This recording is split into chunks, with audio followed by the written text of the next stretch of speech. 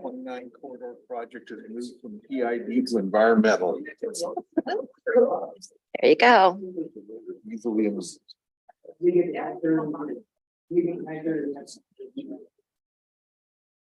Laura, let me know when you're ready to go. No hurry.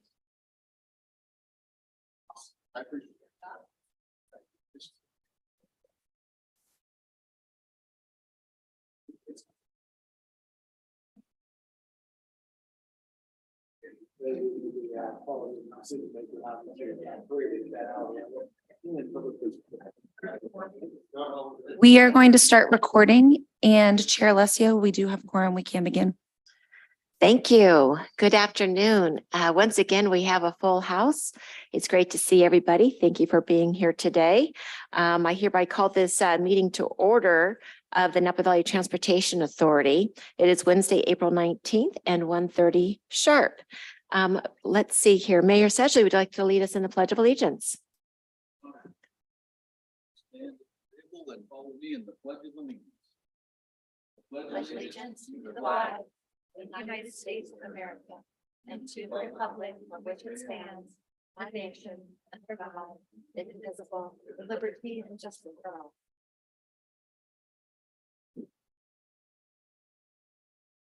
Thank you. Okay, so we're moving on to number 3, consideration approval of board member request for remote participation. I believe everybody's here in person, correct?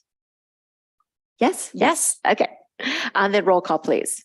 Leon Garcia, Here. Mark Joseph, Here. Donald Williams, Here. Kevin Eisenberg, Here. Liz Alessio, Here. Scott Sedgley, Alfredo Pedroza, Ryan Gregory, Here. Paul Doring, Here. Anna Shuto, Here. Margie Moeller, and Eric Knight. Here. We do have quorum. Perfection. Thank you. Item 5 is the adoption of the agenda. Do we have any changes to the agenda?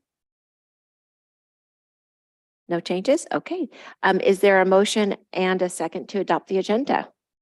Move to adopt. Second. We have a motion by Garcia, a second by Knight. All in favor, say aye. Aye. Thank you. We're on to public comment. Are there any members of the public who wish to make a comment? Not seeing any. Okay, thank you. Oh, somebody did raise their hand. Oh, okay, yes, Carlotta. Thank you. Hi, thank you. Can you all hear me? Great. Yes, we can. Thank you. This is Carlota Sainato, Program Manager with the Napa County Bicycle Coalition. And I just wanted to quickly jump on public comment to mention that we have Bike Month coming up in the month of May, celebrating Bike Month in all of Napa County. There are a lot of events going on, and I just wanted to mention a few of them. Right now we have our Pledge to Ride open for Bike to Work and School Day on May 18th. So you can take our Pledge to Ride and win some prizes and just express some bicycle pride.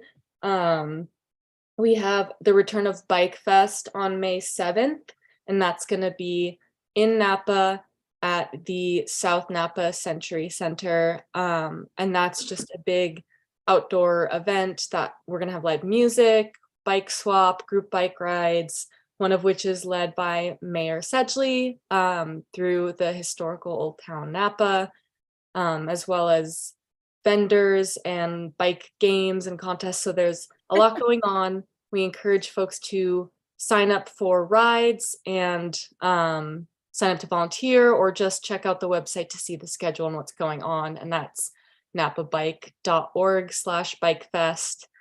Like I mentioned, we have Bike to Work and School Day countywide on May 18th. And that's part of the regional Bay Area Bike to Wherever Days program that is kind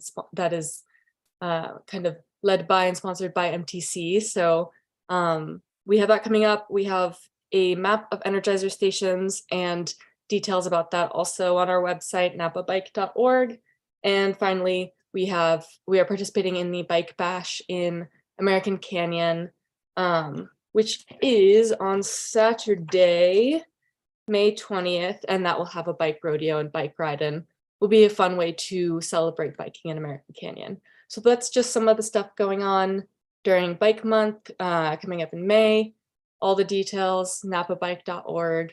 And we want to thank NVTA for supporting Bike Month, being a sponsor, hosting a Bike to Work and School Day Energizer station. And we hope everyone will check out the details and get involved in any way you can. Thank you. Thank you, Carlotta. That's great. We appreciate your giving us a calendar of events coming up. Very exciting. Are there any other public comments? Not seeing any. Okay. Moving on to item 7, which is chairpersons, board members, MTC and ABAG updates. Do we have an ABAG update? Yes, the last meeting was considerable discussion on housing and homelessness throughout the Bay Area. And a lot of what felt like pushback on the mandatory requirements. It's the one size fits all argument was a great part of the discussion. So there's varying capacities according to those reporting out within various cities on their capacity to build housing, given the space. Some are built out to their city limit lines all the way around. Most fortunately, American Canyon is in a capacity to be able to build more housing than we are. But that seems to be kind of an unending theme. Related to that, the North Bay Division of the League of California Cities, our regional meeting, was the same message. Seems homelessness and housing seems to be the two top issues. And it's really a challenge to get on top of either one of those. So I know we'll all share a bit of that sentiment. Thank you. Thank you, Director Garcia. Do we have an MTC update?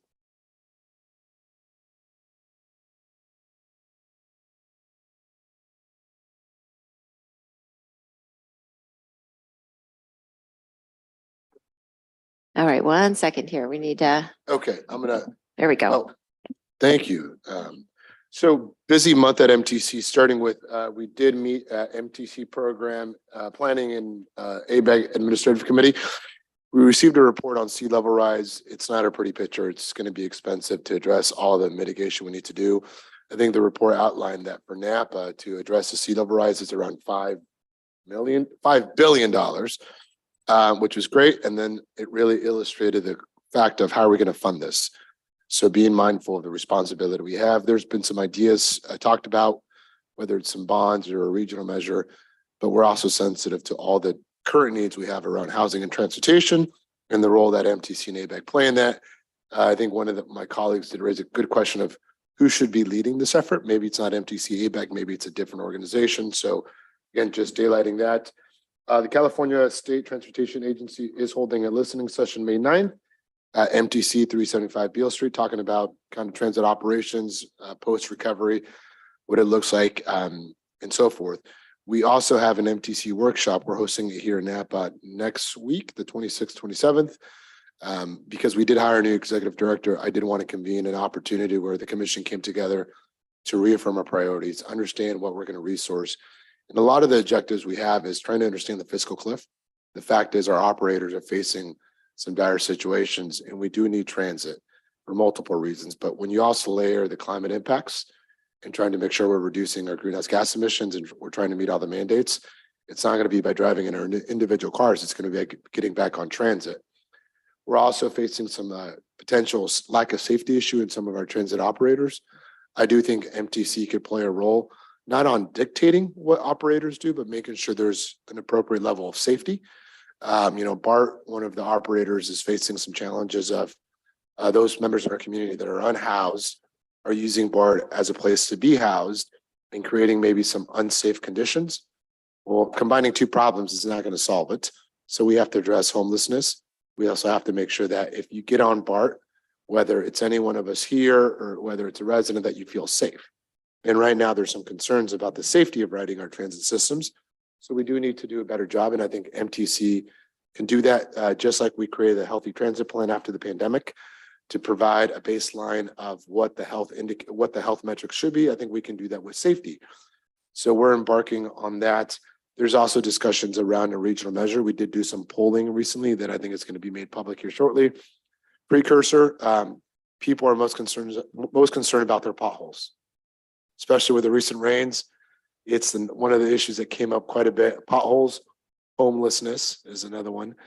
So it did identify the need to address housing at a regional level.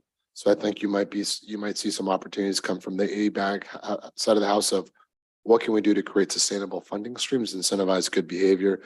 And then just on the transportation side, as chair of MTC, I'll tell you, I'm very committed to looking at efficiencies. Whether you're using the Napa bus or BART or WETA, we need to make these exchanges a little simpler, a little easier and more predictable. And there was one example that someone was riding a bus from San Francisco and it was known there was an accident on the bridge, the Bay Bridge, and there wasn't communication to the rider. In this century we're in, we should have more technology to make those situations aware. So we do need to do better. We do acknowledge that there's a lot of operators who are doing phenomenal. We need to make sure that we're maybe consolidating where possible, encouraging that. And we're doing that with BART and Caltrain. We're holding conversations of how do we make them, should not make them, how do we encourage them to collaborate where they can to have more efficiencies for the benefit of the riders. So happy to answer any questions, Madam Chair, if there is any. Thank you. Thank you, Director Pedrosa, for that. And as chair of MTC, to appreciate your work and time on that, along with Director Garcia on ABAG. Thank you. Are there any other updates or reports from the directors? No? Okay. Then our next item is the Executive Director update.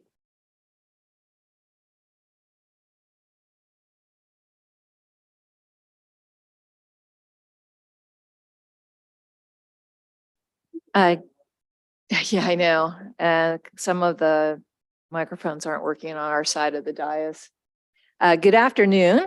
Nice to see everybody on a sunshiny day today. So good news on a couple of fronts here. We have 2 new staff members that I'd like to introduce you to. Dario DeFede. Dario, want to say hi?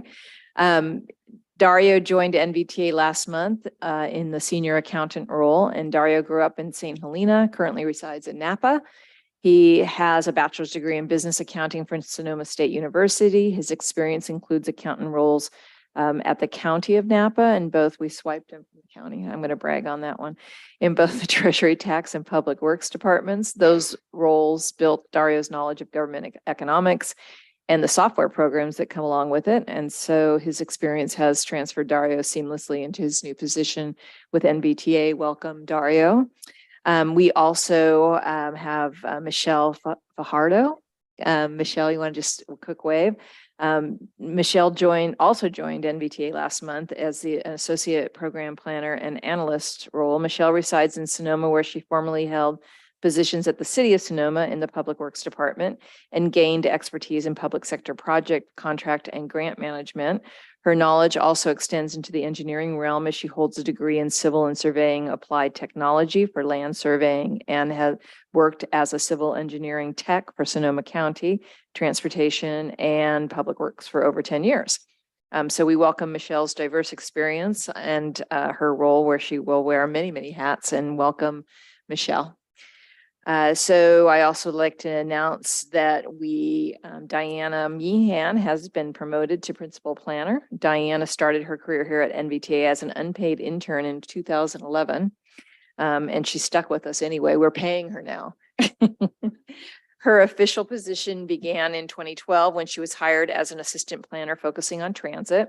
And in 2013, she was promoted to associate planner, where she began her focus on all things active transportation. In 2018, Diana was promoted to senior planner, and then at that point concentrated all of her energies on alternative modes. And she has now been in that position for the past 5 years. So congratulations, Diana. We appreciate all the work you do, and the promotion was well-deserved. So on to events. State Route 37 CTC toll application, this California Transportation Commission toll application public meeting will be held on May 26th from 5:30 to 7 in person at the Vallejo John F. Kennedy Library. I just wanted to also say that, just so you know, that an application for tolling State Route 37 was submitted to the CTC, and this is part of this process. Anyway, the meeting will be held in the Joseph Room at 505 Santa Clara Street. Individuals may participate virtually or on Zoom by phone. A copy of the agenda is in your handouts and has been posted in the kiosk outside. It is also available to members of the public on the back table and on NVTA's website. On Earth Day is coming up this weekend. So we are participating in a number of events. NVTA staff will be promoting V-Commute at the Trinchera Earth Day Employee Fair, which is this Friday at April 21st. We will also be at the alternative transportation, promoting alternative transportation at the Earth Day in American Canyon on Saturday, April 22nd, and in Napa at Oxbow on Sunday at April 23rd. I won't go over all of the details of the bike activities in May, but I will let you know that we are hosting, as we do every year, an Energizer station at the foot of the Vine Trail at the corner of Soskel at Vallejo. And that will be from 7 a.m. to 9 a.m. And I did want to just we did sponsor Bike Fest and we will be there. But I also wanted to point out if the executive director of the Bicycle Coalition didn't mention that apparently our very own Scott Sedgley will be leading the Captain's Mansion bike tour. So probably something not to miss.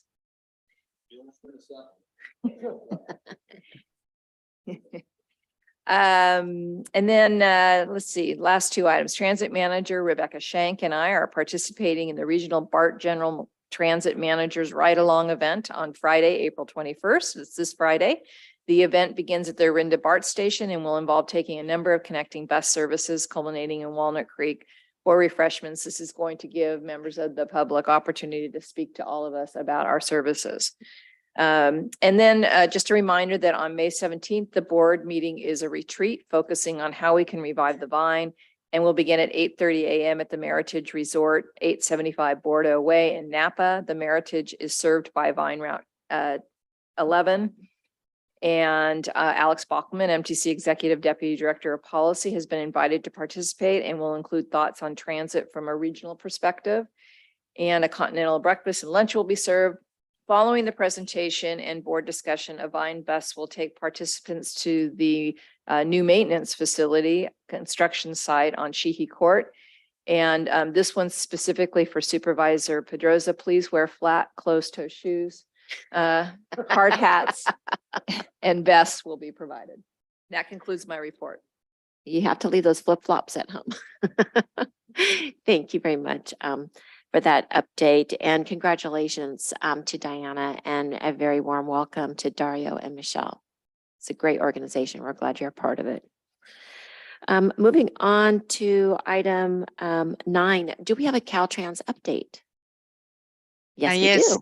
Yes, good afternoon, everyone. This is Amani. Regarding the Caltrans updates, there are currently 38 active projects, and starting from the project initiation documents, there are additional 2 projects which has been added to the project initiation report. The first one is a pavement preservation in Napa 128. And this is with almost 13.76 million. It's 65% now. And the second one is the bridge scour mitigation in State Route 29 in at the Napa River with a construction capital cost of 23.3 million. For the environmental phase, we have 7 projects. Although it's not highlighted here, I just would like to talk about this multimodal corridor improvements project in the city of American Canyon. Thanks to NVTA for providing the PED funding plan, and also for the American Canyon to support the use of the settlement funds of 1 million for the PED phase. And in the districts, we are working with the district director in order to proceed with a co-op agreement to commence with the environmental phase. The second page, which is regarding the Silverado 5-way intersection. We'll have a meeting next week with the Deputy Public Works Director, Jessica, and NVTA to discuss the co-op agreement to proceed with the environmental phase. For the design, we have 16 projects which are active. For the highlighted one, the Turkey Creek Bridge replacement, this has been completed for the environmental, and now it's commencing in the design phase that will be completed by April 24. And for the rumble strips in various locations in the Napa of County, there's just a delay of 1 month, and the 100% design development will be completed by the end of November, May. The third item is the 2J88U project, which is the substructure rehabilitation at 3 bridges in Garnet Creek Branch Bridge, and No Name Creek. The 100% design will be completed by June 23, and there will be some delay for the right-of-way requirements, since there is 13 parcels and negotiations with the owners to secure these parcels to commence construction. The 0Q810, this is a repair pavement, replace drainage systems in Napa County, and the design development will be completed by end of May. For construction, we have 12 projects, and again, the highlighted one, which is the storm damage projects, this has been completed with the design development and now commencing construction with a completion targeted on December 24. For the 4J300, which is pavement preservation, the CCA has been completed in February 23, and now we are in the process of closing the project. And lastly, the Capel Creek Bridge, again, the CCA has been completed on or will be completed on December 2023. Lastly is the Capel Creek Bridge. The CCE has been completed on end of March, and again, we are in the process of closing the projects. By this, I conclude the report, and I'm willing to for any questions from the board members. Thank you. Thank you, Amani. We appreciate it. Are there any questions from the board? Yes. Thank you, Chair. Director Listen, Amani, I did get a call this morning regarding a constituent that lives up in Lake Berryessa regarding Highway 128. There's been a road closure there. Do you have any status of that? And if you don't, maybe you can just get back to us. It's been impacting quite a bit of folks up there. Yeah, I'll follow on that. So you mentioned State Route 128? Yes. Right by Seal Canyon up there. So it was impacted with some of the recent rains. Nothing like Mount Veeder on the west side of Napa County, but it was impacted quite a bit. So if we wouldn't mind looking at it. I'll follow on that and let you know. Thank you. Thank you. Thank you. Are there any other questions? Okay, not seeing any. Amani, thank you once again. Thank you. We are on to item number 10, which is presentations. And today we're going to receive an update, project update from Grant Bailey.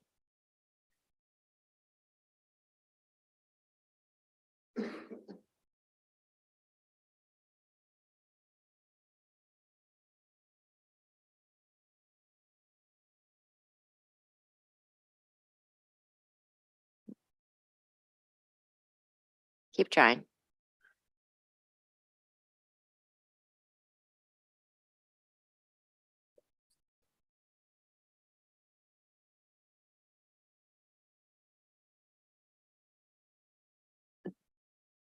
Yeah, on to mic number 2. Let's see. Is that not working?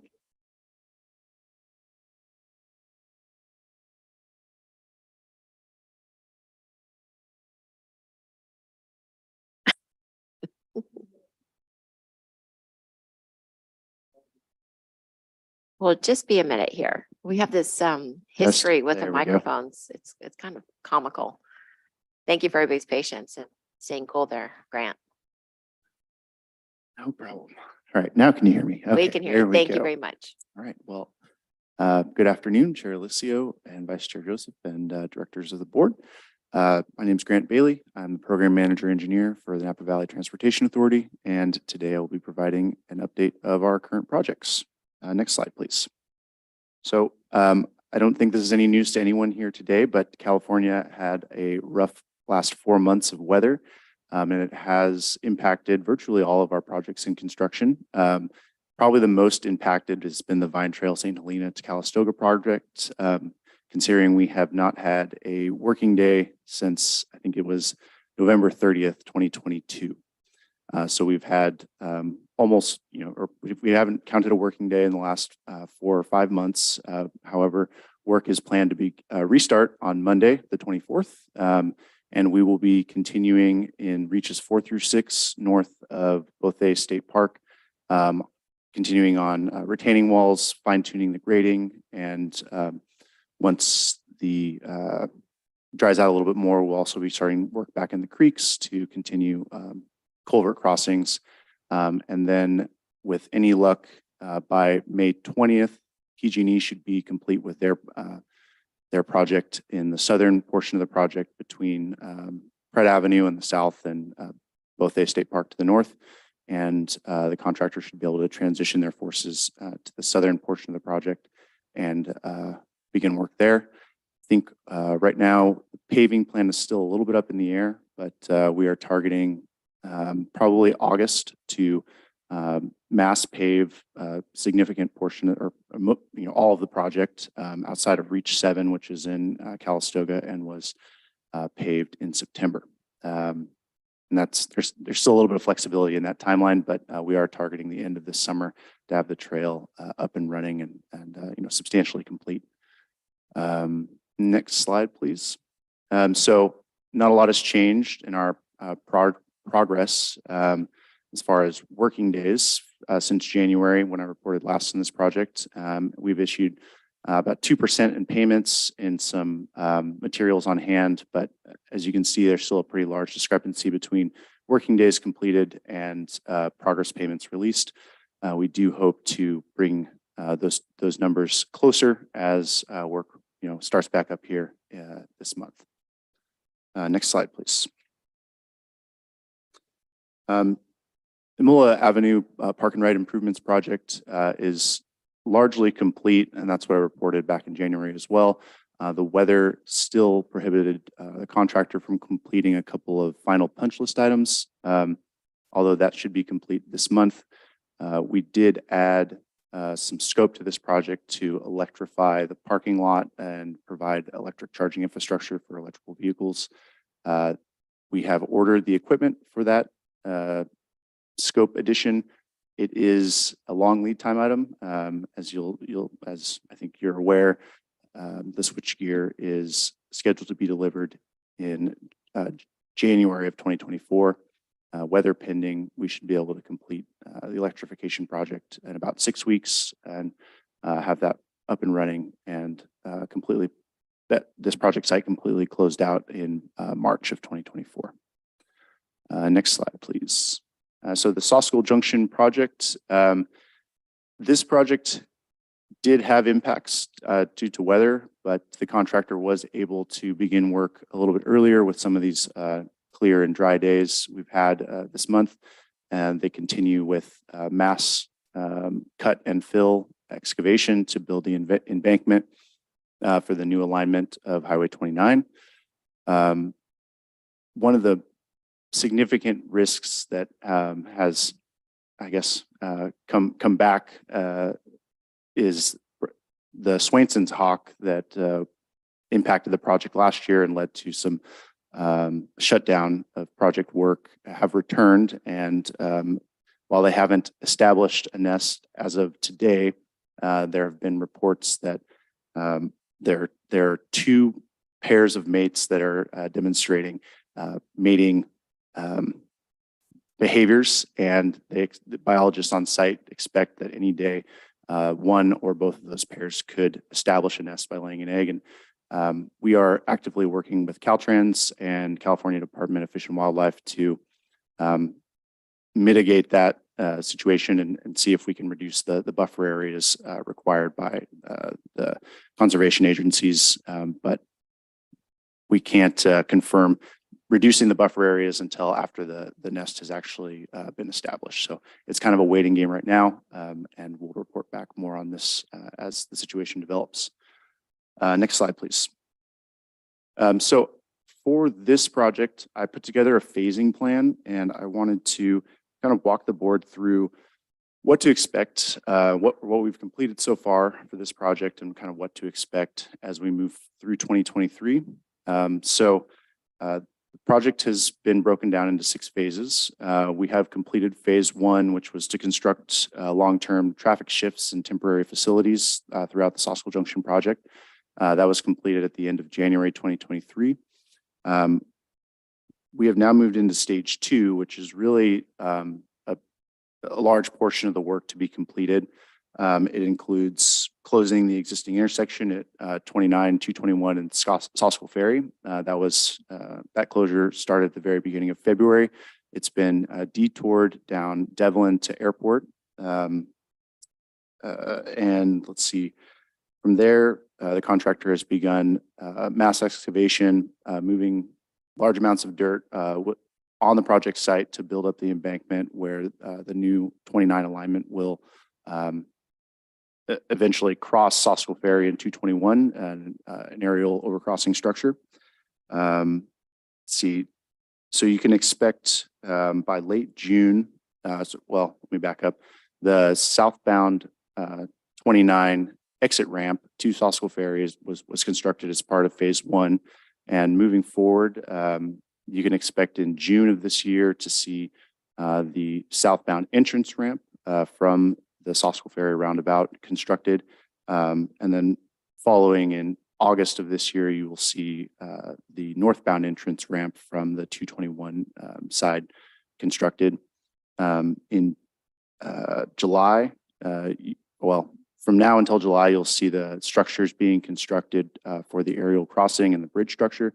And the contractor is currently targeting July of this year to have the bridge deck installed, which will take us into phase 3, where the contractor will initially shift traffic to the bridge structure, northbound traffic to the bridge structure. They will then start doing some permanent paving on Highway 29 to shift southbound traffic onto the structure, which should happen sometime probably in September, late September, or early October, to have both northbound and southbound traffic crossing the new bridge on the new alignment for Highway 29. I will note that you should expect to see some one-way traffic in both directions, probably through the summer as the contractor works through those lane shifts and establishing permanent lanes and pavement for the new alignment. So our apologies if that leads to any inconvenience, and we are working through that as quickly as possible. I'll also note that as part of stage 3, will be, you should see substantial completion or improvements to the roundabouts. You'll really see them start to see the final construction of those. And at the end of stage 3, they will actually connect the roundabouts, pave underneath Highway 29 and connect those 2 roundabouts, which takes us to stage 4, when in October of 23, the roundabouts are planned to be opened for full use. Following opening of the roundabouts, we'll move into stage 5 and 6, which is to complete the final paving, striping. The contractor will be installing shoulders, overhead signs, and remaining portions of the southbound entrance and exit ramps. I think that pretty much, I'll make one last note here that the contractor is currently targeting December 23. They have acknowledged that that is an aggressive timeline, and we would need to see no delays due to protected species, no other weather impacts, and probably a couple strokes of luck in there as well. It is possible that this timeline could be pushed out to March or April of 24 for completion of this project. But the contractor is staying optimistic and have indicated they're still working towards December of 23 to complete the project. Next slide, please. So the bus maintenance facility is one of our construction projects that actually was able to continue work through The storm impacts, while site work and exterior work was hindered somewhat, there was still a lot of interior work to be completed as we do have effectively watertight buildings. And so, we did see a lot of work completed as far as electrical, mechanical and plumbing rough end work. And some of the milestones that we've completed as of today. This is a separate construction project, but the City of Napa water line, there was a replacement project on the far, I guess it'd be the east side of our project, and in this picture it'd be on the right side. They have a 36-inch water main that runs on the property, and they needed to replace it before we paved over it. There was some concern about potential delays to our project as a result, but I'm happy to report that that project has been completed without any delays to our project. At least that we're aware of at this point, and we don't expect any of them. So another upcoming milestone by June of 23, we should expect all 3 buildings, that's the maintenance, operations, and bus wash building, to have complete exterior shells. So you'll see the steel exterior siding on there. Some current work that's going on now is, and on the next side, you'll see this, we actually have windows installed on the maintenance building as of earlier this week. And so that's exciting, and you'll see more and more go in as we continue through this month on the maintenance building. Weatherproofing on the operations building continues, and another exciting development for our facility here, and an item you'll see later on the regular agenda is an approval to make design modifications to include a hydrogen bay to add some adaptability to our fleet and add resilience in times of emergency. So I'll talk a little bit more about that on the next slide, and you'll see it in a future item as well. Or sorry, not this slide, but the next slide, you'll see that one. So just a quick snapshot of our current progress. We've worked through about 73% of our working days and have paid out 74% of our total contract value, which, that's those 2 numbers are tracking very well. The project is, moving forward, pretty successfully at this point. And we do expect, substantial completion later this year. The buildings will effectively be ready for use in September. However, we do have a switchgear delay, electrical components. We expect that to be delivered in November, which should take us to probably a March of 2024 opening. And if you look at the bottom photo, if you look closely right under the March 2023, you can actually see four windows installed there at the top of the building. So, and as of today, there may even be more. So next slide, please. So as I mentioned, in the later item, you'll see a request for approval to amend our design contract with Kimley Horn to add hydrogen fueling maintenance bay to this facility. But I'll just mention that NVTA last month in March was made aware of a new fueling source that's coming to Napa. As mentioned, to make our fleet more adaptable and resilient, we are seeking approval to make these design modifications while the project's still under construction. So next slide, please.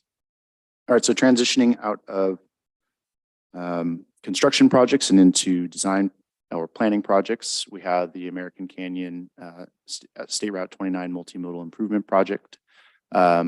Not a lot has changed in this project since I last reported on it. We did get the project's initiation document approved by Caltrans, as mentioned by Amani previously. And so probably the most exciting thing is we have secured $4 million in funding, $3 million through the One Bay Area Grant Program and $1 million through Caltrans settlement funds to fund the next phase of this project, which is the environmental phase. And we'll be putting out a request for proposals for those services later this spring. Next slide, please. Napa Ford, just a quick update on this project. We are working with our consultants and Caltrans and MTC to finalize a feasibility study for the Madison Avenue phase of the project or location of this project. And we are still actively seeking funds to move into the project approval and environmental phase for the Rutherford Road and Oakville Cross Road portion of the project. Next slide, please.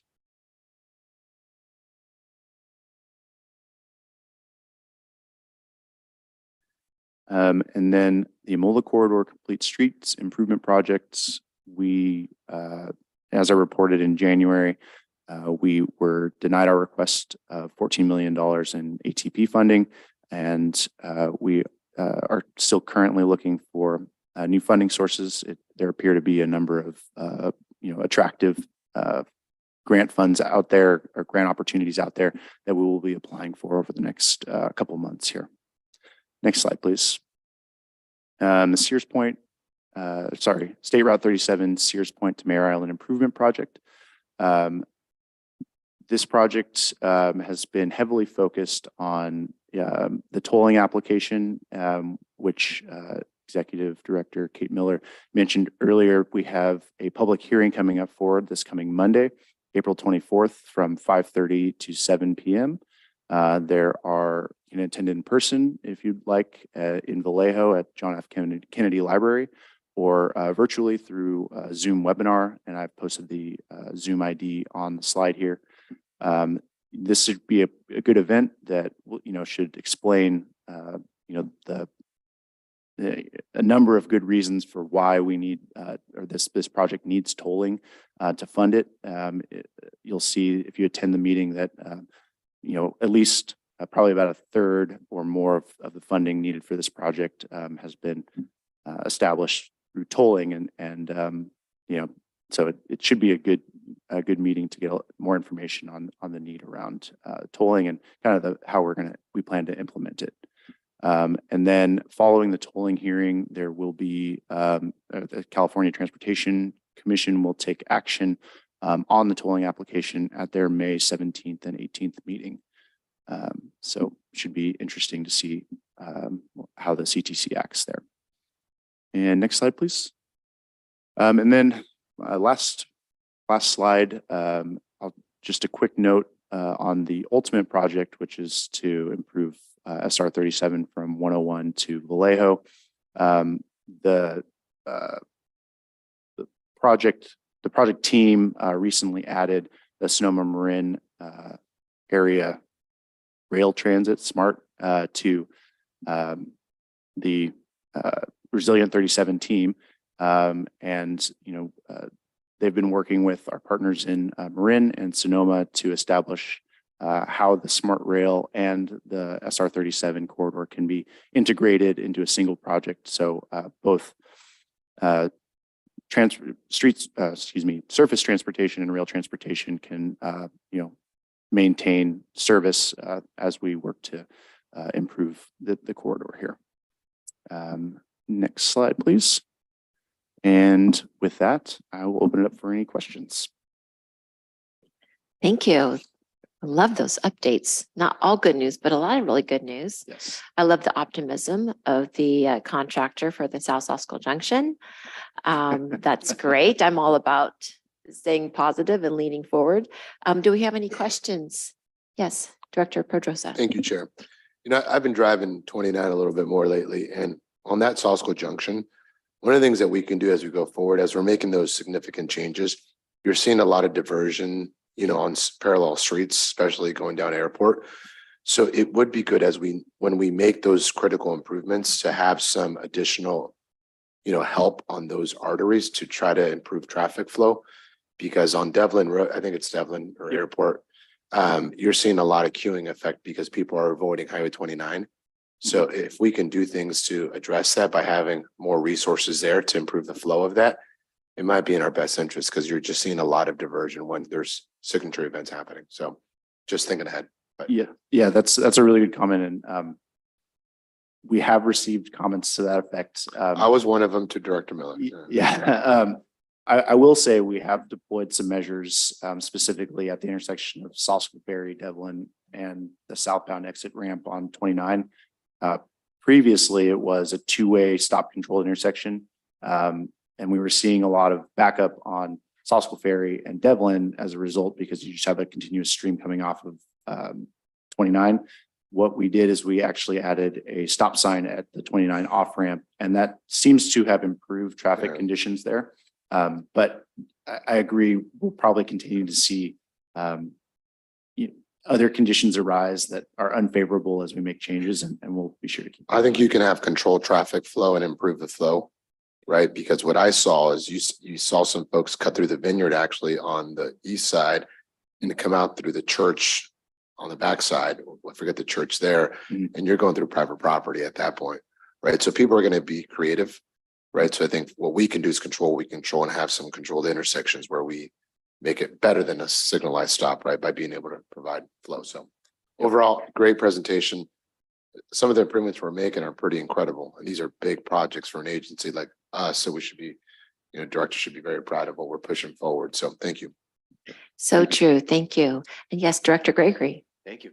Agree. Great presentation. In terms of Saskell Junction, where the 4 through lanes are right now, they appear to be where that bridge will be constructed soon. So will those lanes shift to the south and sort of wiggle around where the bridge is going to go? So at the beginning of phase 3, after the structure has been completed and the bridge deck has been poured, I believe the traffic lanes currently run to the south, and they're building the embankment just to the north or maybe to the east a little bit. And so it'll shift north and east. The northbound traffic lane will shift north and east onto the bridge deck, and then they'll build out the southbound lane to connect to the bridge deck. I got it. So they're already out of the way, is I think what you're saying? Yes. The current through lanes. The current 3 lanes, are off of the final alignment of 29 Okay. currently. Yes. Thank you. Thank you, Director Garcia. Yes, it's an experience. I've traveled going south, trying to get onto Devlin. It's a bit confusing initially. There's a lot of the visual cues are not there where they were before. So, but I just said, take it slow, and I don't know where this ramp is taking me, but all of a sudden, oh, there I am.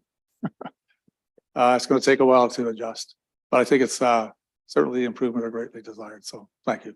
Thank you, Director Garcia. Director Doring. Thank you for the report. Excellent report, very comprehensive. With respect to the Rutherford Crossroad, I know that at one point we were considering a potential roundabout there, and we moved away from that for a bunch of logistical reasons. But could you generally describe what the sort of the new thinking is, what the design roughly will be? I saw the photo of traffic signals, but can you maybe describe that a little bit more? And then I have another question after that on something else, but. I think I'm actually gonna have to ask I'll do it. planning director, executive. Yeah. Just in general terms. Yeah, so, we had initially proposed a compact roundabout there, and it was not warmly embraced by certain members of the community. So we pivoted, and recognizing that the Vine Trail is going to be constructed on the west side of the highway, realized that we need to make some pedestrian improvements minimally. A signal is one alternative. Another alternative would be to just do some sort of traffic calming, north and south traffic calming, to slow traffic, to make it safer. There might be some surface treatment to narrow the highway to, make it so that traffic slows down. We're very much in the preliminary designs on that, and it's not going to be that alternative is not going to be a huge difference on the highway. But again, the intent would be to just slow traffic and to make it safer for bicyclists and pedestrians. Okay. Thank you for that. The second question is on the 37 project. I say that generally. I know that's a lot of different projects going on there. And maybe this question requires a lot of speculation at this point, but do we have a sense of what the percentage of the funding will be devoted to tolling? Do we have a number of different funding sources?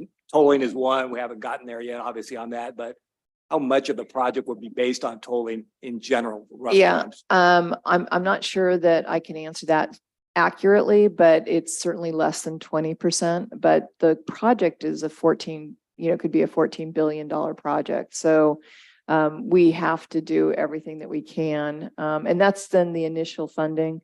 But over time, it will help with maintenance as well.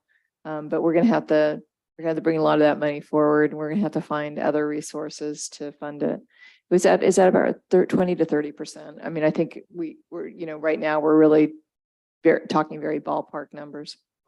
Yeah, and it's just to be clear, it's for the ultimate project. The current project is a $400 million project, right? Yeah, that was what I was 400 gonna million. add. And that would then include constructing the tolling facility. Thank you. And if I may just add that the tolling will fund both the long-term project and the interim Sears Point to Mare Island project. And for the Sears Point to Mare Island project, I think we're seeking 100 million in funding, which will fund about 25% of the $450 million project. Thank you. Mayor, and I'll just add on that, we are looking at some of the mitigation, working with some of the environmental and resource groups of what it would take to bring support. So it's not just a project cost, it's the totality of making it right. And on the tolling, one of the things that we have been doing at MTC, acknowledging that pricing has to be part of the solution, is looking at equity or means-based program, because you do have a lot of folks that use 37 that are part of our workforce that might be earning wages that are somewhat below what they can afford for an express lane or a toll. So we are looking at what we can do to address the equity side and the means-based side of it too. So. And that was a concern that I had. So I appreciate those comments. Thank you. Thank you. And Director Joseph. Again, like everyone else, a good report. On the Soskel Junction, I agree with the chairperson.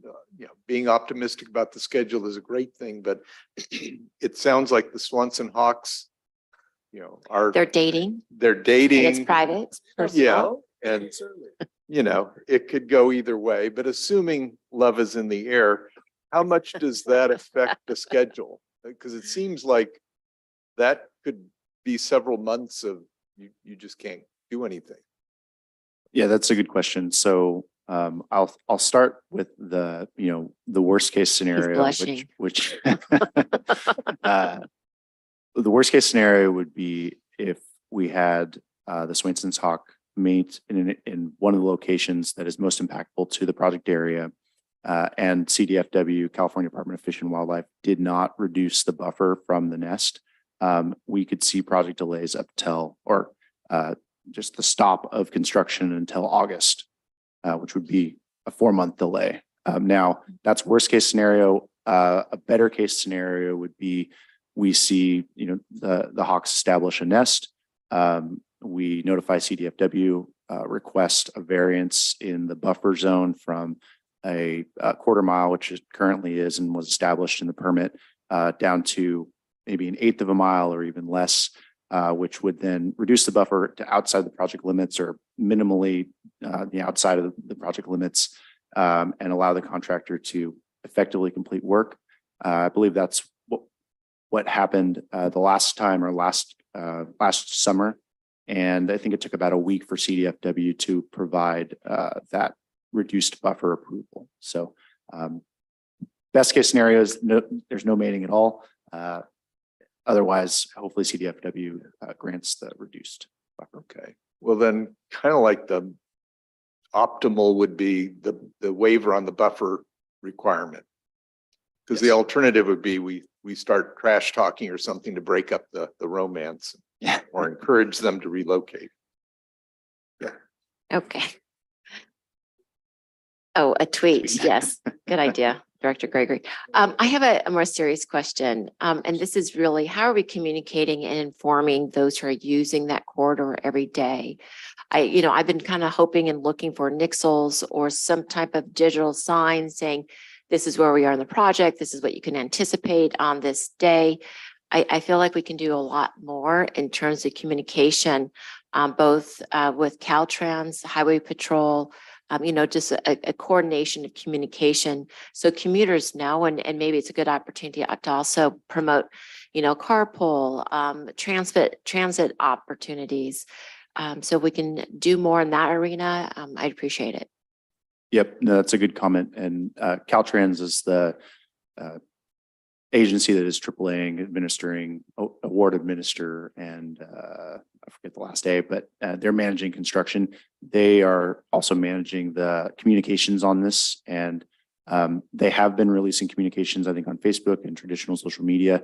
Amani is on the call now, and I know she heard that comment. I'm sure she'll be reporting back to her team, and I will also feed that back to the Caltrans team as well, and work with Valerie, our PIO, to hopefully bolster some of our communication and get that the message out a little bit more. I appreciate that. Yeah. And again, Nixle is kind of a universal way to reach people. Most people, because a lot of people aren't looking at different social media sites or reaching out, looking at the Caltrans website or our website for that matter.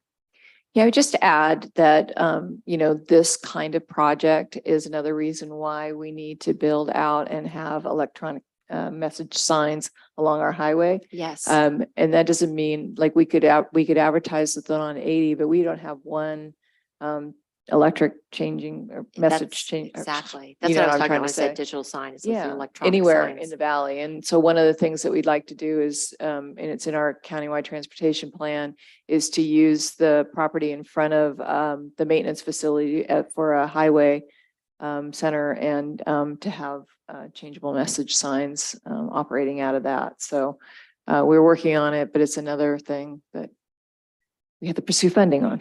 Of course, always. Well, Grant, thank you. You did a great job. I always look forward to hearing these updates. Appreciate the hard work you do. Thank you.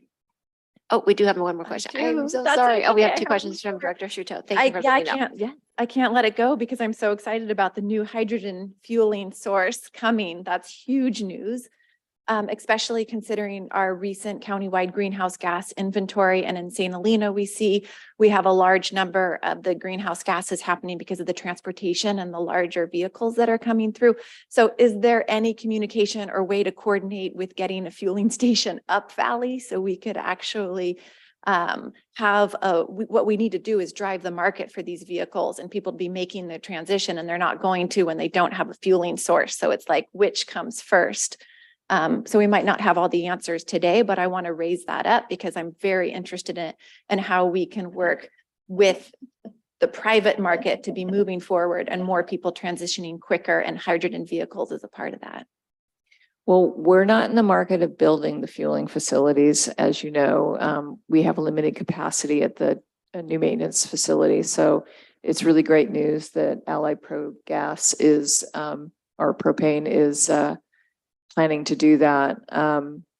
I think that the biggest challenge with new fuels, and we even saw it with CNG, is making sure that you have your demand in the market at the same time. So if there isn't a significant amount of demand up valley for hydrogen, it's going to be a long time. I would say that hydrogen right now is really the industries that are focusing on it are trucks, especially so things like garbage trucks as an alternative, things that take a lot more energy than electric battery can provide.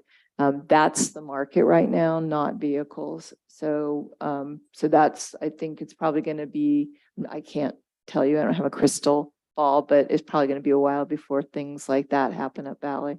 Okay, I'm really interested in helping encourage that because we know we have those heavy duty trucks coming through up valley because of our industry.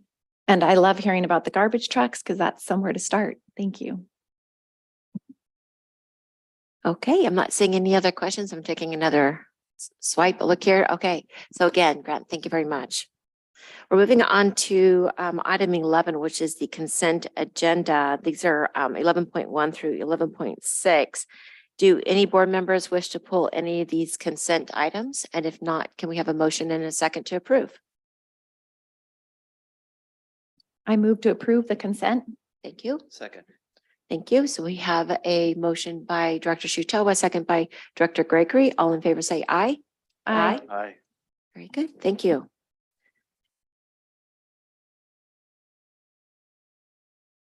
Okay, we're on to regular agenda items. Item 12.1 is an action item. And this is amendment to, Grant, you didn't get very long, didn't get to go very far. Agreement on the, I'll let you talk about it, but 12.1, it's an amendment. Thank you. Item 12.1 is an amendment to agreement number 17-15 with Kimley Horn Associates for the Vine Bus Maintenance Facility Architectural and Engineering Design Services. This amendment, if approved, would add contract scope and fee to prepare additional supplementary right-of-way documents associated with a project expansion to allow for bus egress from the south side of the building. It's kind of that addition is kind of an afterthought as the county processes wasn't well understood when we moved forward with that. And now that we have kind of have a better understanding of that, we need to prepare a couple of extra documents, legal documents to submit to the county. So that's an additional fee of about $5,000 to our consultant. The next part of the amendment would expand design services and construction, which would support our consultant to support the contractor and construction manager to answer design questions associated with adding solar and solar panels to the facility. And so that was considering that scope was added after the original construction contract was let. That's to be expected, and that additional cost is about $90,000. And then the final item would be to add scope to the design services, or excuse me, add scope to the contract to allow our consultant to build out the hydrogen bay that we recently discussed. And that's for $50,000. And so the total amount would be an amount not to exceed $146,000 for this amendment. Okay, thank you. Do we have any questions from any of our directors? Director Sedgley? Yes. There it is. Thank you. I always found it interesting working this business, and a little bit of background in construction is following change orders. You get the responsible and lowest bid, and then you watch the change orders that come behind it. And I know some are obviously mentioned like an oversight or something's changed, but just on the design contract here, we're approaching $400,000 in change orders on that in total with number 7. So they become significant. And so just as my fellow board members, let's keep an eye on those. Sometimes it gets a little uncomfortable when we're authorizing, and I know the funding comes from different sources to do these change orders. I tried to look back to find out that on the construction side, because when we obviously add to the design side, it goes up on the construction side too. And I couldn't find where we are in change orders on the construction side. So is that something maybe we could see? I don't know how many change orders there have been so far, but they're probably tracking closely with the design side too. So Yeah. Just so that you know that you authorized a certain amount when we enter into an agreement with Alton Construction. yeah, there's contingencies, right? And we have not exceeded that yet. So we are happy to provide you with the list of change orders. We can do that next month, but during the retreat, or we could do it during our next quarterly update of the projects. Would that work? Okay, great. Thank you. That's all. Thank you for the question, Director Joseph. Well, although I'm certainly sympathetic to managing the change orders, on the other hand, we've kind of initiated a couple of them ourselves, and they're very exciting. So supplementing our solar arrays was a change order, I believe, but I think it's the right thing to do in the long run. This hydrogen project in particular is very exciting because I do believe that flexibility is going to work to our advantage. And so on the one hand, it's unfortunate that we're adding to the costs, but on the other hand, it's not as, I guess for me, if we come up with the idea, if we say, look, we want to add on to the project, these are important. I think people down the road will appreciate the fact that we've taken these steps, and maybe if this project had been delayed even longer, we might have integrated it into the original project because that's where technology was leading. The flip side is I suspect we probably would have gotten a more competitive, relying on a change order is probably a more competitive strategy than trying to come up with our own separate add-on down the road and all that. So I think it's unfortunate, but just the drawback of being flexible, which I think is an advantage, to be able to tweak the project to make sure it is viable down the road. And I think that's what we're doing. So I like it. It'd be different, I think, if the contractor was coming up with things saying, gee whiz, I noticed you didn't cross the T correctly and here's your bill. So I think these are things that we're doing, what we're doing to make it a better project. And so I certainly appreciate the concern.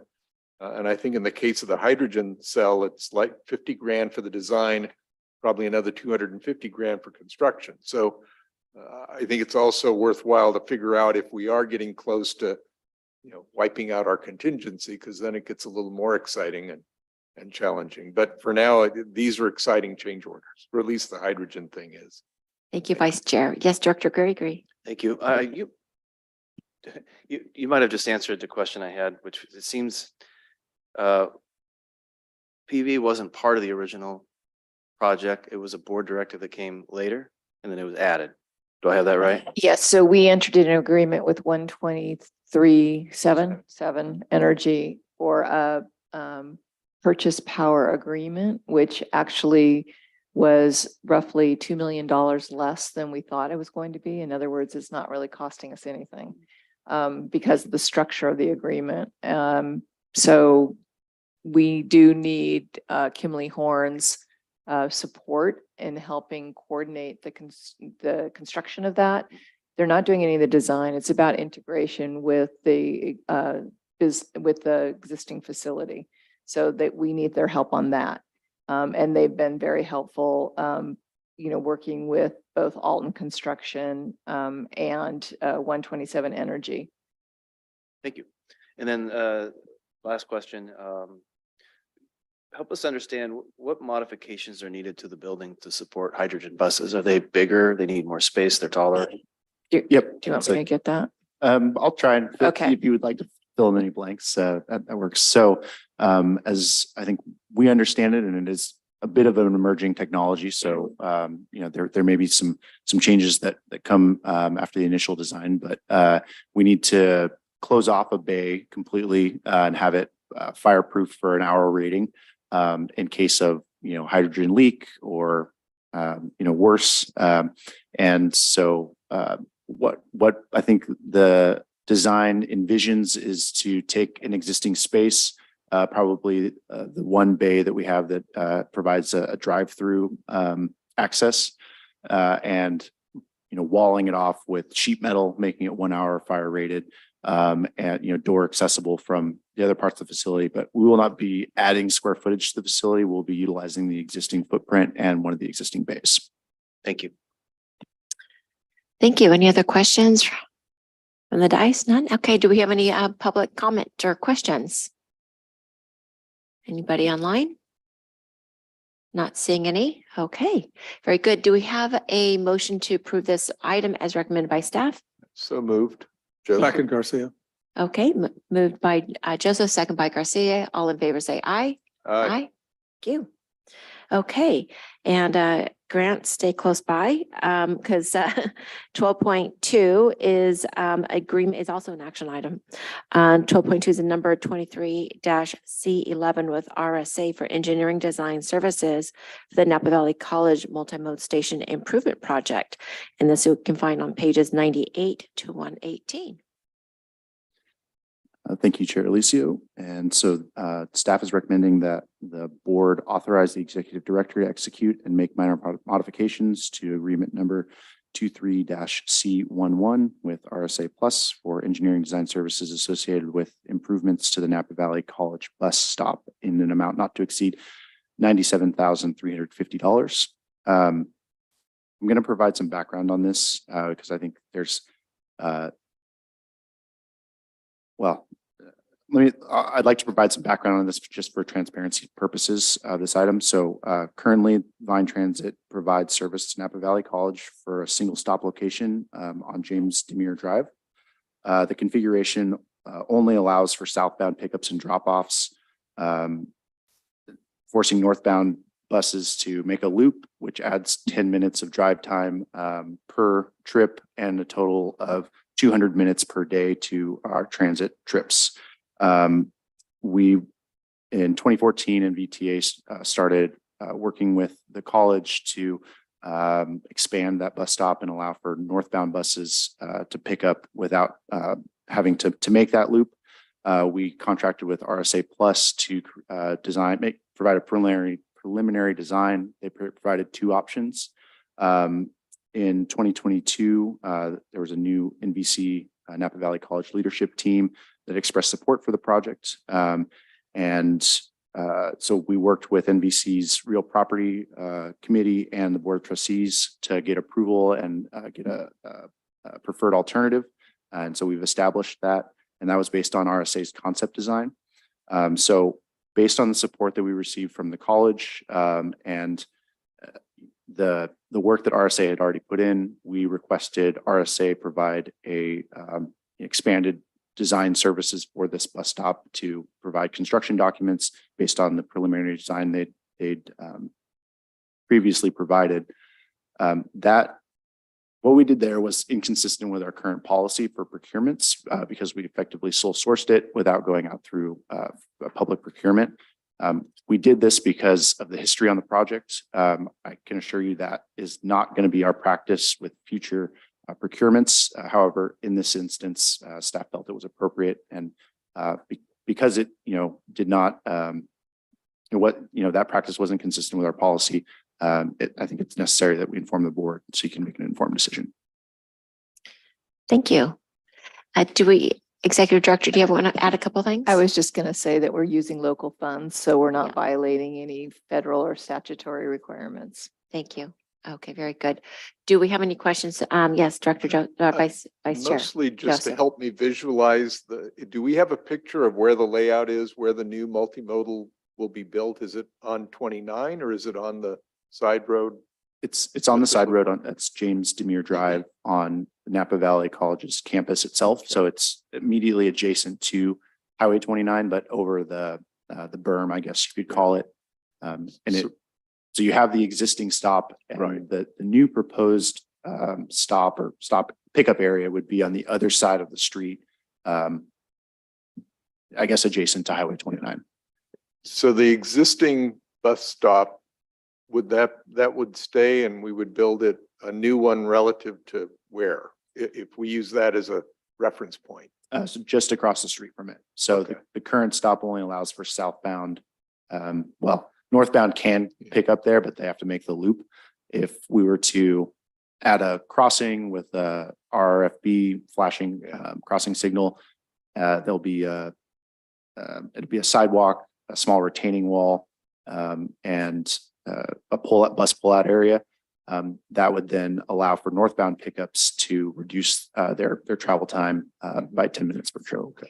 And just the physical location is just north of the existing one, but across the way. But they're sort of catty-womp, not Okay. exactly directly across, right? So- Is that right? I think, they're a little bit offset. I think, So when it's all completed, you would probably hang out in the sheltered area, and then when the bus shows up, cross the street and get scooped up. Okay. All right. Well, that seems reasonable if you can save 200 minutes a day. Thank you. And and also maybe save on emissions. Who knows? Less, Okay, any other questions from the directors? No, do we have any public comment on this? No public comment. Very good. Do we have a motion to approve? And a second? So moved. Okay, motion by Vice Chair Joseph, second by Director Knight. All in favor say aye. Aye. Okay, thank you very much. Okay, we're moving on to 12.3, and this is also an action item. This is an agreement number 23-612 with Next Steps Marketing for Transportation Demand Management Outreach Coordinator Services. Diana Meehan is going to present this item. Good afternoon, Chair Alessio, members of the board, Diana Meehan for item 12.3. As Chair Alessio said, this is NVTA's TDM or Travel Demand Management Program, V-Commute. Was launched in 2019. The V-Commute program promotes commuting using alternative modes of transportation, transit, walking, biking, carpooling, underneath the Ride Amigos platform. That's how it's supported. These tools make it easy for people to find rideshare partners and promote those alternative modes. The timing of the launch of the program was just prior to the COVID-19 pandemic, which resulted in less than optimal participation in the program, as you can imagine. Now that most of the businesses have returned to normal and we're all sort of normalizing to pre-COVID conditions, it's anticipated that committing resources to the program will result in decreasing vehicle miles traveled and promoting these alternative modes. NVTA issued a request for proposal in January. We received 3 proposals. NVTA staff reviewed those proposals and deemed Next Steps Marketing Incorporated to be the most responsive to the RFP. Staff is requesting that the board approve agreement number 23C12, which is attachment 1 in your packet, authorizing the executive director to enter into a 1-year agreement for $117,280 with the option for 2 1-year extensions with Next Steps Marketing, Inc. In an amount not to exceed $387,024. The not to exceed amount also includes an annual contingency to cover any minor adjustments over the 3-year period. With that, I'm happy to answer any questions that you have. Thank you, Diana. Looking for any questions on the dais? Yes, Vice Chair. Not so much a question, but just a comment. Once this is up and running, we've got to get you back down to our Green Island Industrial Park and kind of reboot the whole process. I'll be there. I remember it was really exciting, and then poof, the pandemic hit and it just fell apart. So we'll start over again. Thank you. Director Garcia. Yes, thank you. I'm very excited to see this moving forward. There's a new member to the Napa County Climate Action Committee. Certainly greenhouse gas reduction is what we're all about at that level and at the local level as well. I think it would be helpful as it gets launched. We just had a good presentation last night at our city council meeting on our communication director about getting that information for the users of that on as many places publicly as we can. And I'd like to see a report out on how well it's going, how we might tweak it to make it better. Because the goal is to be able to achieve a greenhouse gas reduction, 42% is from transportation. We need to figure out an effective way to get people from where they live to where they work back and forth. And the more that we can do that successfully, the greater the impact will be. So I see this as a very important project related to that. Thank you. Thank you. Thank you, Director Garcia. Not seeing any other questions here on the dais. Do we have any public comment on this? And no public comment. Very good. Do we have a motion and a second to approve this item? Move to approve, Garcia. Thank you. We have a second. Okay, second. Okay, so we have a motion by Director Garcia and a second by Vice Chair Joseph. All in favor say aye. Thank you very much. Okay, we're moving on to item 12.4. And as an action item, this is the Napa Valley Transportation Authority and NVTA California Air Resource Board, also known as CARB, Zero Emissions Bus Rollout Plan. Very excited to hear about this. Pages 139 to 158, and Rebecca Schenk, you'll be presenting. Thank you. Thank you, Chairperson Alessio and members of the board. My name is Rebecca Schenk, and I'm the Program Manager for Public Transit here at NVTA. As you'll see on the next slide, we're doing a zero emission bus plan, and we are doing this as part of a response to the innovative clean transit regulations that were developed by CARB. As a member of a small agency, we need to be working towards our transition of in NVTA's overall goal of 100% transition to a zero emission fleet. So in the plan, there are sections basically A through I, and you'll see them there. I'm not going to go through all the sections. You don't need to, reread transit agency information, but I do have a few things we're going to go over to highlight from the plan. So on the next slide, it just gives you a little bit more information about the innovative clean transit regulations. So basically, NVTA is defined as a small agency. Large agencies have already submitted their plans and have started their transition, but NVTA as a small agency has to basically start doing its ZEB purchases in 2026. We're ahead of that. As you know, we currently own 7 zero emission buses. And our goal today is if we get the plan approved, then we just need to submit it to CARB prior to the July 1st deadline. And we could take any comments and incorporate that into it as needed, but we should be on track to do that. There is an exception in the regulations for cutaways, motor coaches, and articulated buses. Only one that really applies to us in this case is cutaways. We don't have either motor coaches or articulated buses. And the reason for that is in the kind of the regulations acknowledge this, as well as those throughout the transit agencies, that in order to buy a bus, we have to have had Altoona tested, which just refers to the fact the Federal Transit Administration does their testing of vehicles in Altoona, Pennsylvania, and they currently don't have any vehicles of these 3 varieties that are approved in the ZEB category. So they do acknowledge that, and our plan also works around that. And then they do provide a list of exemptions, but at this point in our plan and where we see ourselves going, we won't need any exemptions. On the next slide, it does outline in the case we would need an exemption, what you would need to do and proof of those requirements, but that's not something that we need to do right now. And I would really emphasize that this is a living document in that as I go through this plan, you're going to see how we're meeting the zero emission bus requirement as it stands right now is through battery electric buses. As I mentioned, we already have some and we have some additional funding. If at the point whereby, the hydrogen station on Devlin there makes it through permitting, is built and is ready to service it, then we would seek funding for a hydrogen bus that would be served at the new maintenance facility. And we could amend the plan at any time. The hydrogen buses fit within there. So yeah, just want to emphasize it's a living document. Also, I wanted to say, so Stantec is the consultant that helped us on this plan, and our project manager, Annalie Castillo, is on the line in case we have any more complex questions, and she can kind of address them. So getting kind of to the meat of the plan on the next slide, what we're showing in this section is basically kind of what our current vehicles are. FF is standing for fossil fuel in this case, and then what our planned ZEB vehicle is. So as I mentioned, we're planning our electric vehicle fleet transition at this time, and that's what you'll see there. Same on the cutaways after that 2026 deadline, kind of as we see it.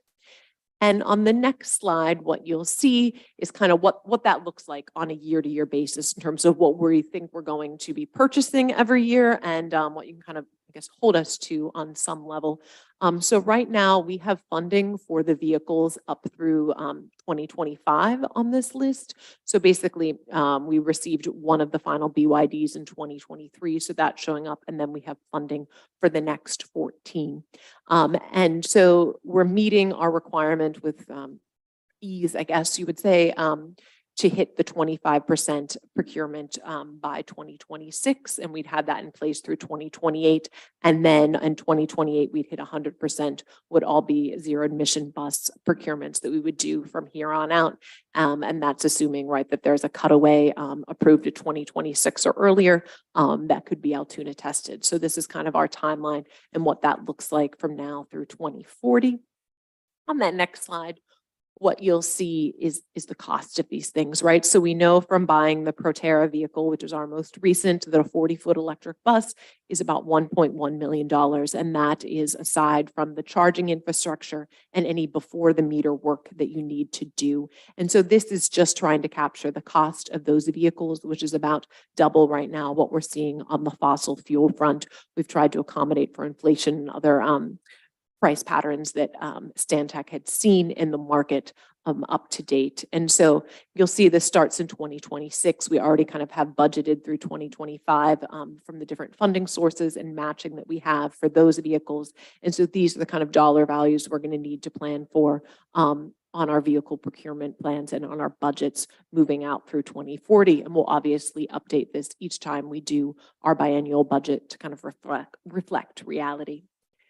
On our next slide here, what you'll just touch on is facility infrastructure. We've talked plenty about the maintenance facility today. No reason to touch on that.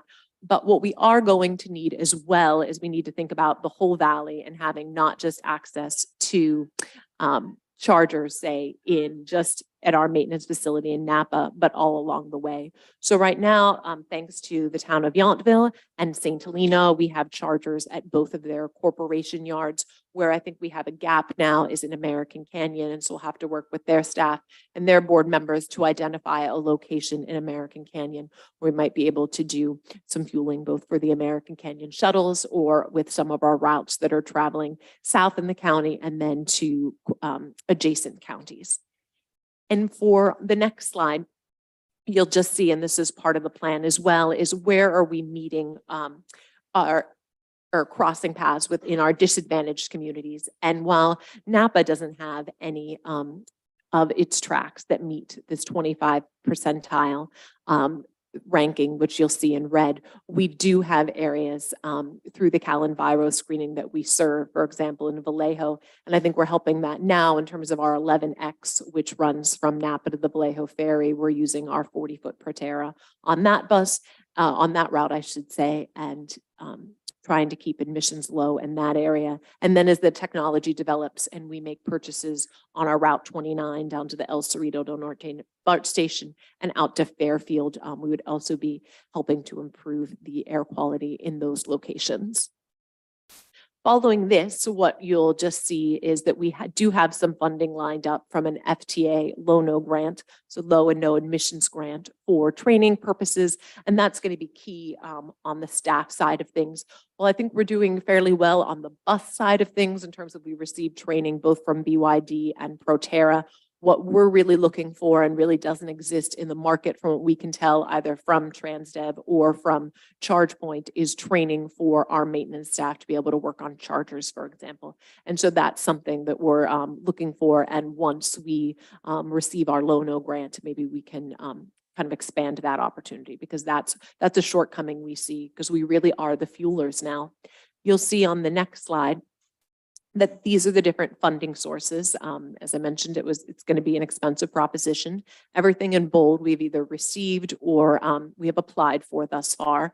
So the only thing on the state and local, and it's just kind of in the green area there that we haven't gotten yet, is this Volkswagen Environmental Mitigation Trust, but you're not allowed to go after that if you've received HFIT funding. So we basically have received all of the state and local funding sources to date. And so now it's just a few other federal funding sources that we might look to, particularly RAISE maybe and CMAQ moving forward, or to get, say, another round of a low-no grant or a bus and bus facilities after we use our existing ones that we have for the next 6 and 8 purchases. So we'll keep our eye on that, but it is going to be a continued effort in order to make these purchases, since as I've mentioned, they're so much more expensive. And finally, the last thing I wanted to touch on was just some of the challenges, right? In the report, it goes into other things, but NVTA is essentially a fueler now. While we would have driven, say, to a Chevron or to another Allied Fuels facility in the past for the fuel, they're responsible, right? If the tank isn't full, if the dispenser isn't working, et cetera. Now us as NVTA are responsible for that. And then even before that, on other sides, right, we're seeing the implications and the challenges of that now. So, we heard a presentation and the discussion about the timeline for the maintenance facility with the switchgear, right? And that kind of brings us back from maybe a September 23 completion to a March 2024 completion. The switchgear that we need is larger and more complex, say, than we would need in the case where we just had buildings in place. So that kind of adds to some of the complications. Or other things, other presentations you saw today, for example, the Kinley-Horn amendment, where it gets at, okay, we had a spot where our chargers are going to be, right? You need to kind of strategically have that.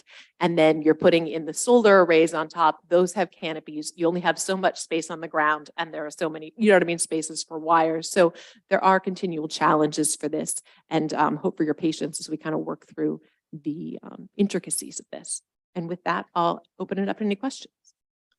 Thank you very much, Rebecca. And yes, Director Shuto. I do have a question.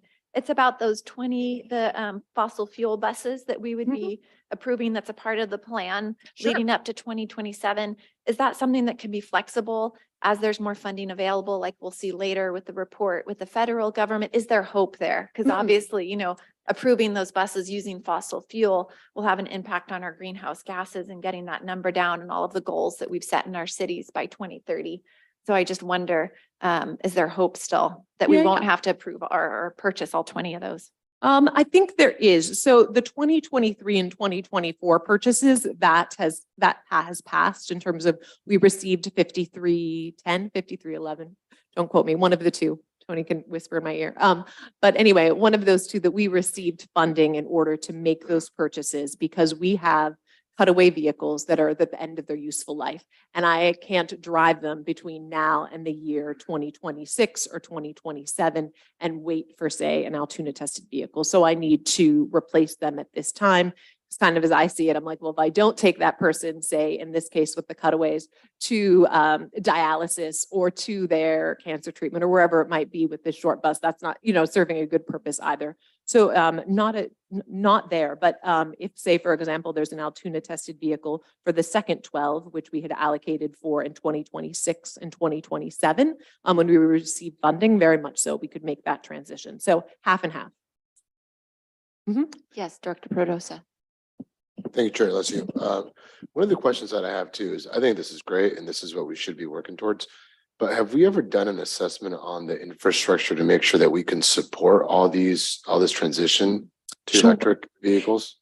Yeah, so I mean, yes, at our site level. So for example, we've been participating with PG&E on their EV fleet transition plan, and we had funding allocated so that they did before the meter work, like last year in the summer and leading in June, July, and August, they did before the meter work along Devlin Road, where they increased the size of their transformer, they increased the size of the wiring leading to our site to make this possible to basically charge our first 24 buses.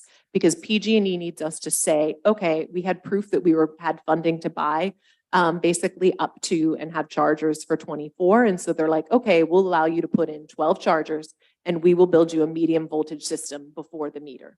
And so they've completed that work. And so that will be ready on day one.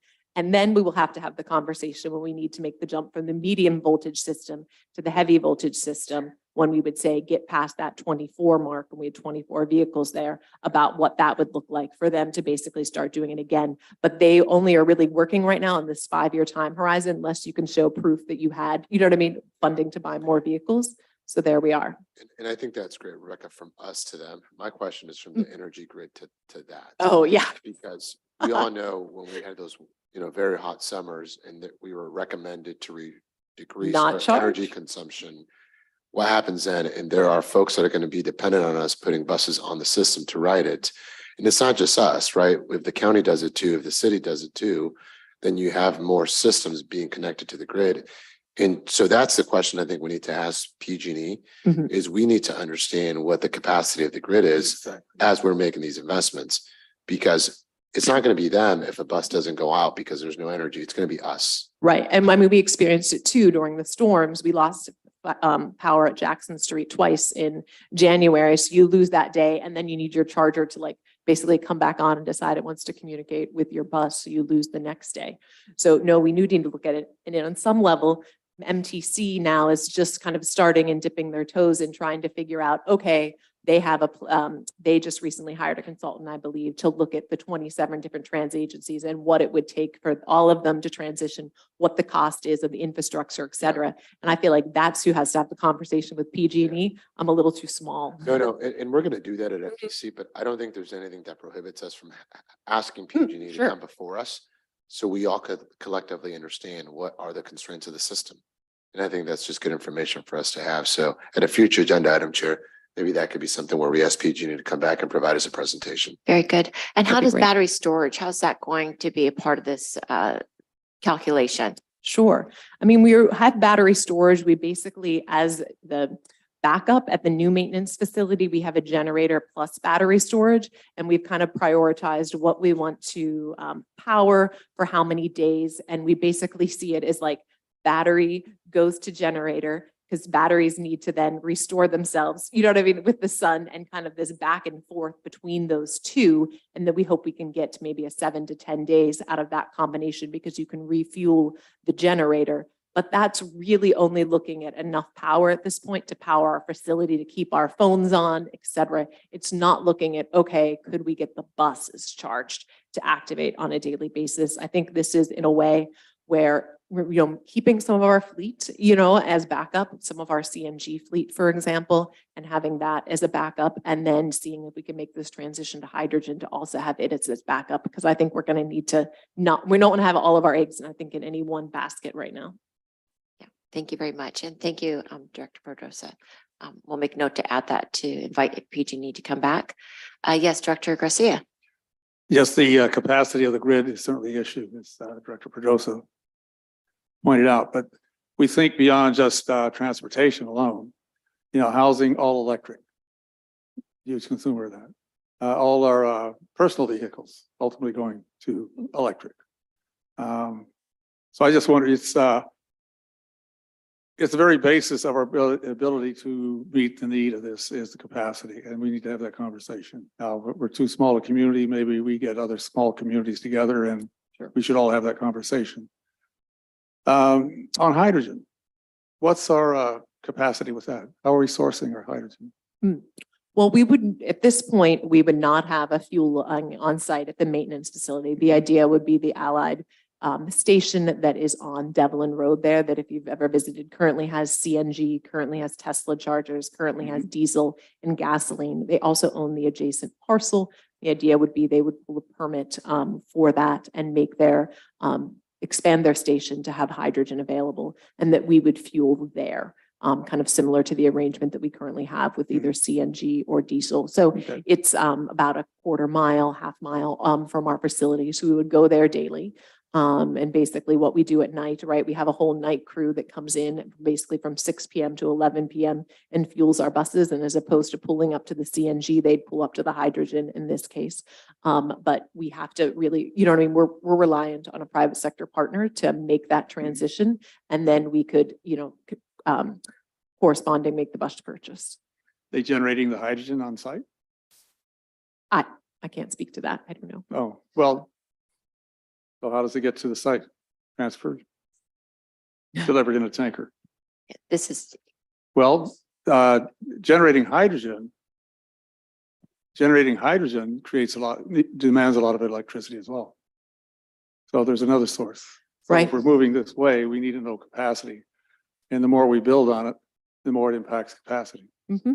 So, No, I mean, it fits with the electrical vehicle conversation too, right? You're making that power somewhere. You might not be making it, in Napa, but that power needs to be made. So no, there's whole life cycle conversations that need to take place there's for a sure. basic demonstration typically in chemistry classes where you have a electrolytes solution in a DC battery, and the hydrogen goes one test tube and the other oxygen is collected in the other. I mean, it can be made on site.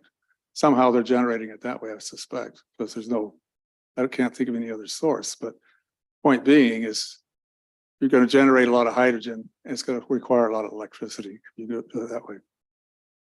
So yeah, I think we do need to stress more with PG&E. What's the capacity of the grid? Thank you, Director Garcia. Yes, Director Eisenberg. Thank you. So are there manufacturers who are even thinking about making compliant vehicles that would replace the cutaways, or is 26, 27 just wishful thinking that somebody will produce this?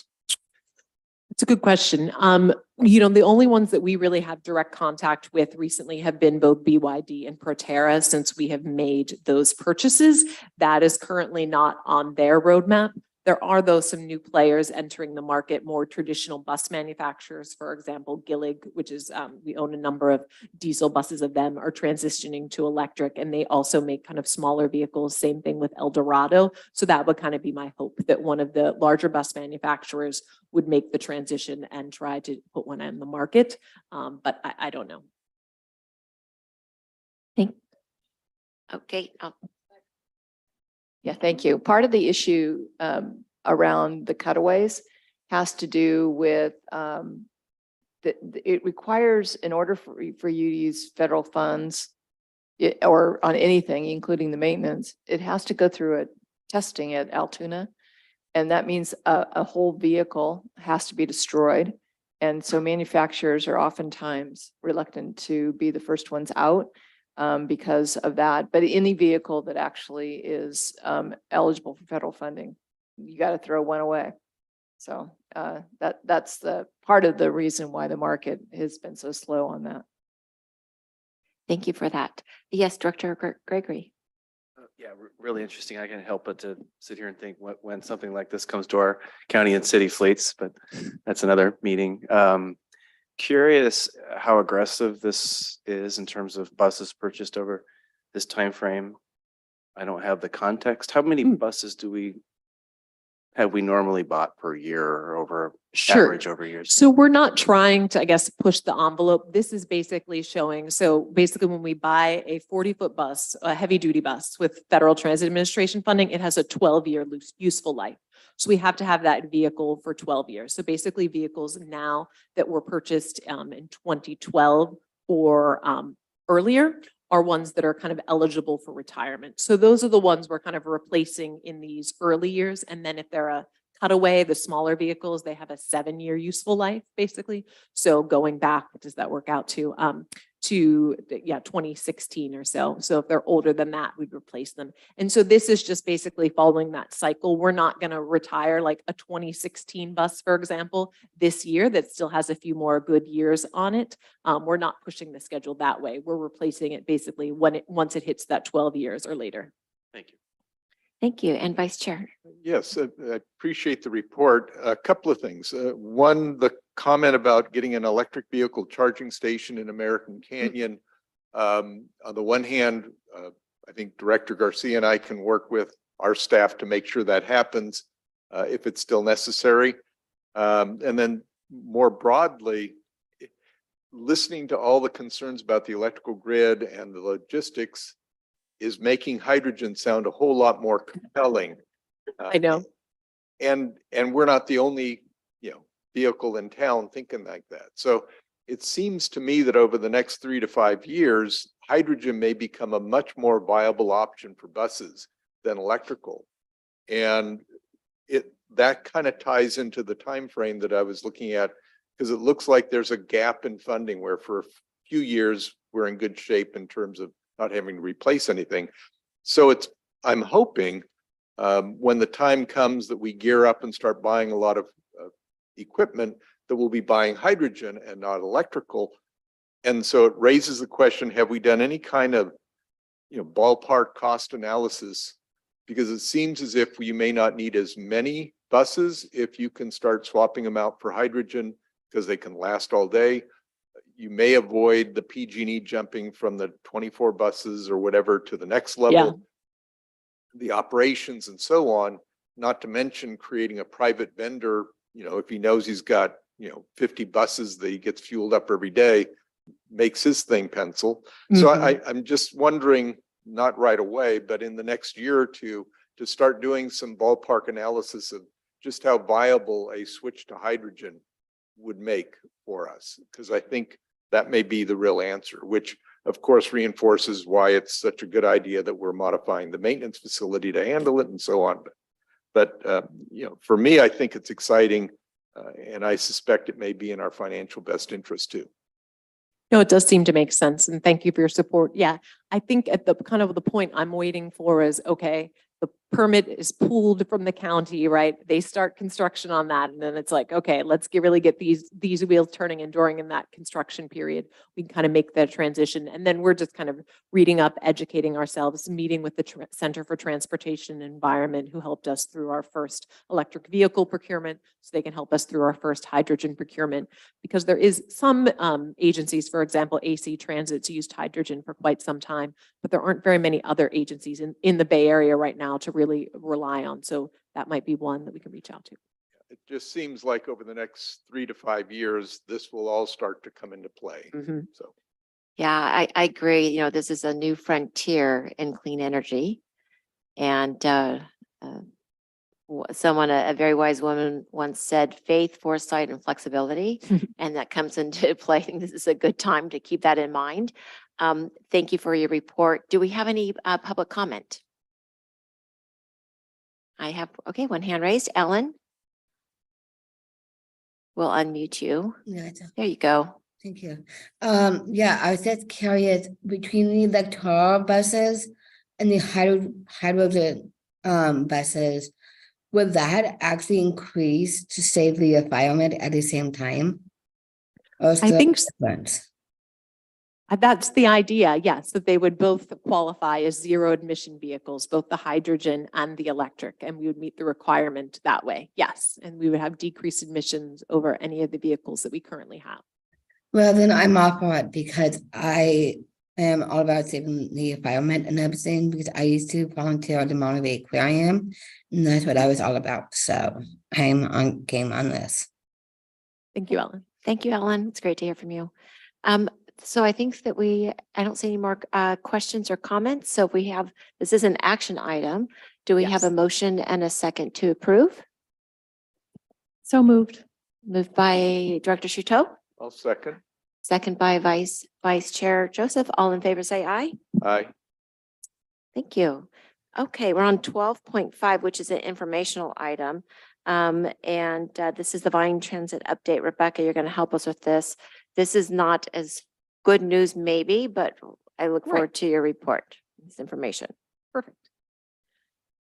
Thank you. So today I'll be presenting to the board our Vine Transit update for the third quarter, which is January through March of 2023. So pretty much brings us up to current. So on the first page, I just wanted to thank you to two jurisdictions that stuck out in the last quarter that really helped us on the transit front. The town of Yountville did some bus shelter roof repair work, and they handled and paid for that contract. So you'll just see one of the roofs at one of our stops there in Yountville. It had been a thatched roof previously. They've now opted for metal, and I think it'll have a longer lifespan, and hopefully we won't have to do any more roof replacements in those locations. And then American Canyon was very prompt in our encroachment permit to replace some shelters in American Canyon. So thank them for that. What we have next, and again, we're looking at the third quarter, so passengers per revenue hour, and revenue hour is basically when the bus is in service. So it doesn't count, say, when the bus goes from our maintenance facility at Jackson to here, but it counts when it's in revenue service. And so we're looking at passengers per revenue hour. And basically what we're seeing is that we are, and this is in the city of Napa, we are basically identical with our combination of our on-demand and our fixed route in terms of passenger per revenue hour in the third quarter of last year as we are to now at 5.2. And we're seeing basically some of our cyclical cycles we had seen in prior years prior to COVID. We usually have a stronger second quarter, that October to December, and a weaker January through March, often due to just rain, outside weather conditions, darkness, et cetera. So we would expect in the fiscal year, in the fourth quarter of this year, to go up and either meet or exceed our second quarter numbers. And so in the next slide, what you'll see is basically breaking down the third quarter hybrid. So both the fixed route and the on-demand in terms of passenger per revenue hour. And our route N, which travels Jefferson and Trancas, continues to be our highest performer. And basically any route that we've had along those corridors in the past. And so we're a little above 9 passenger per revenue hours there, followed by the route S and E. And then on the W front, we do travel both in a counterclockwise and clockwise direction. So loop 1 and loop 2. So we have quite a number of hours on the route W, and the loop 2 is underperforming from, say, the loop 1. And so that's something, for example, at the board retreat in May that we'll look at more closely and determine what we want to do on that front. And then in terms of the Vine on demand, just due to its high coverage area and what we've discussed before, our passengers per revenue hour will always be below that of the fixed route services that we have. So on the next slide, what you're going to see is your kind of regional service and your passengers per revenue hour. The route 10 and 11 are both best regional performing services, but still below what things that we see on the route N. And in some later slides, I'll show you what that looks like in terms of the context of prior to COVID.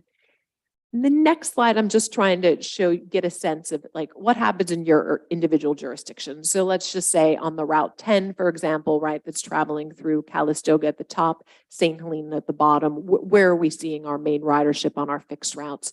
And so in the case of Calistoga, right, we're mainly on Fairway at Lincoln there, which is what the kind of the first number that you see in the far right-hand corner, where you're basically seeing about 15 people getting on and off over the course of the period. And then the most ridership at the Lincoln Avenue Bridge, with on one side of the bridge about 44 and the other side 24 over this quarterly period.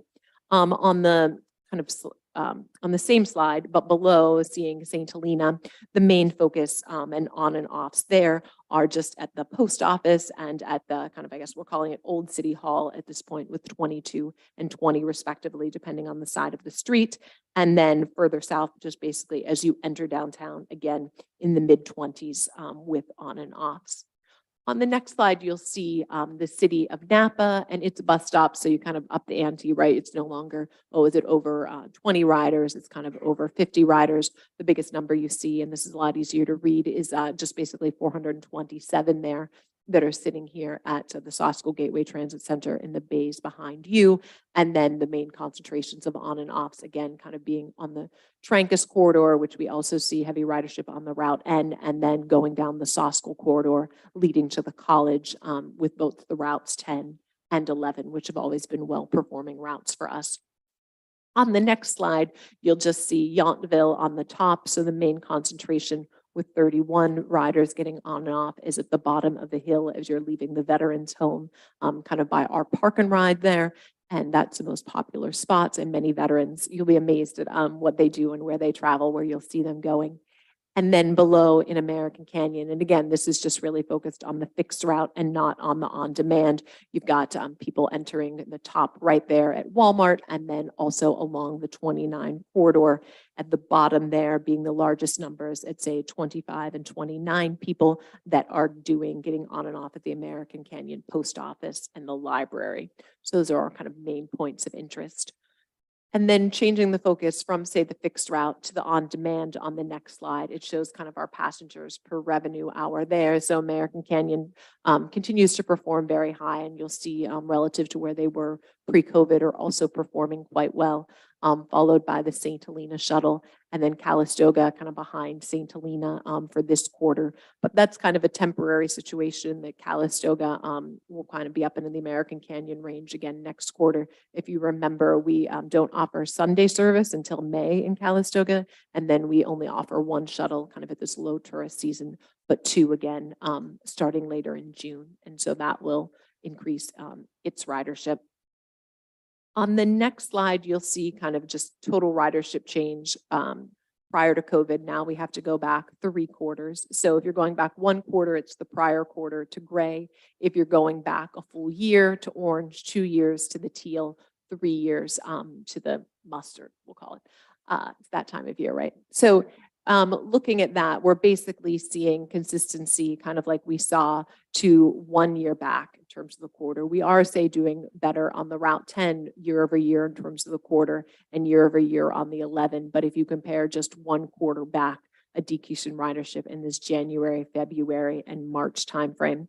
And I don't remember it offhand, but I know in the board report, it just talks about the sheer number of rain days that we had, I think really kept people in and not traveling via transit.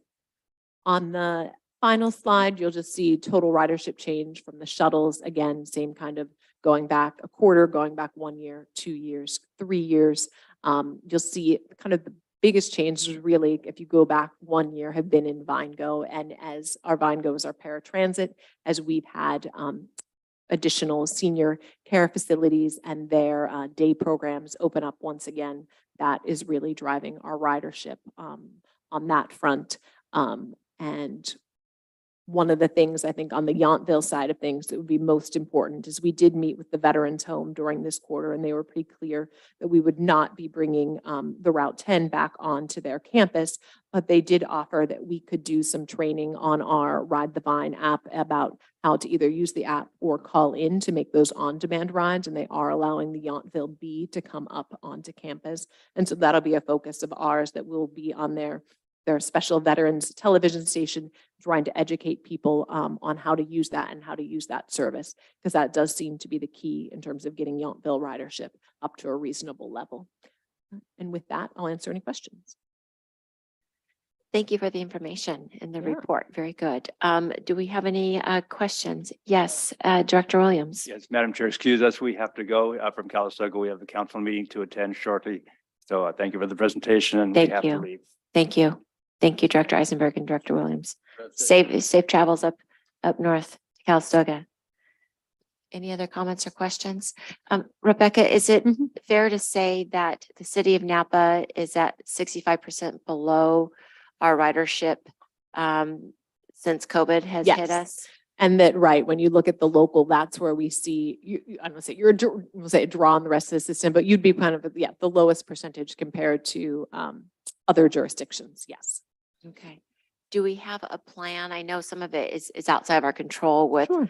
a shortage in drivers, and we're not unique. This is statewide, I know, but is there a plan to improve this? Are we outsourcing a company to help us with this plan?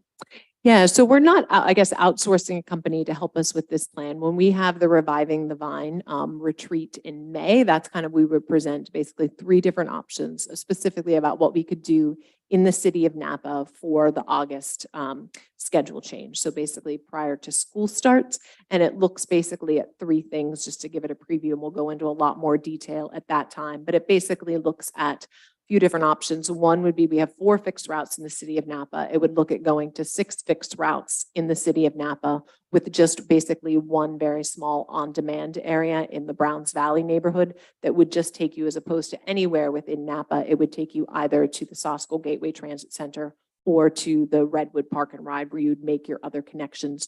The 2 new routes would take us north kind of to Vintage High and south, as far as south as the new development that's happening at Napa Pipe, and corresponds with some new affordable housing that would be going there. So we'd kind of look to that as maybe option 1. Option 2 would be a little bit more, and it would require more drivers, but it would also be 6 fixed routes in the city of Napa, and then kind of this on-demand overlay. But what we're seeing, and we'll talk about this more, is that trying to meet the whole service area and the whole 8 to 9 square miles that is the city of Napa is kind of hard on the on-demand front, but that'll be something else we'll look at. And then option 3 would be basically going back to an 8 fixed routes, what A through H, and basically taking us back to where we were in January of 2020, when we had made that transition, and what you're seeing basically numbers for now. So we'll get kind of those options. We have gotten to the point where, you know, as opposed to saying, oh, I'm 8 to 9 drivers short, I'm in a 3 to 4 drivers short situation. And it's something we can accommodate, and we'll show you kind of how our missed trips went from being here to like kind of plummeting. So we do feel like we're in a position, and with the number of people, trainees that we have in the queue, that we can increase service slightly, and we want to look at the different options. Thank you for that. And just to address the Vine Go, because that's mainly folks who have ability issues and doctor's appointments, more vulnerable communities. How are we doing on that within the city of Napa? I know it's all on demand. I see the numbers are better there, but in terms of the access that we had prior to COVID and the utilization, since where are we at that? Is that also being held back because of lack of drivers, or? We're okay on the Vine Go front. It almost is a different pool of drivers. They're like people who are eligible to drive Vine Go vehicles, both in terms of what type of license they have due to the size of the vehicle, and then also personality on some level, in terms of who's a good fit for Vine Go versus maybe for fixed route. So we do have enough Vine Go drivers currently. We're actually on Monday, the 24th, going to be taking on some of Calabria Care's clients that live in American Canyon, and we're now going to be bringing them to their day program. We're currently doing rides for Calabria Care up Valley. Calabria Care is more or less handling kind of Napa, and now we're going to take on American Canyon as well, and we feel like we have the right driver mix for that. So we're kind of slowly easing back in on the Vine Go front, but driver-wise, we're okay there. And then my last question is just the perception of safety. Mm-hmm. Is that an issue both at the transit center, different bus stops, and actually even on the buses, there's a perception of a lack of safety? Sure. I mean, I think not so much, at least from some of the feedback we were getting on some of the other stops, say, or on the bus, but the transit center has been an issue for us.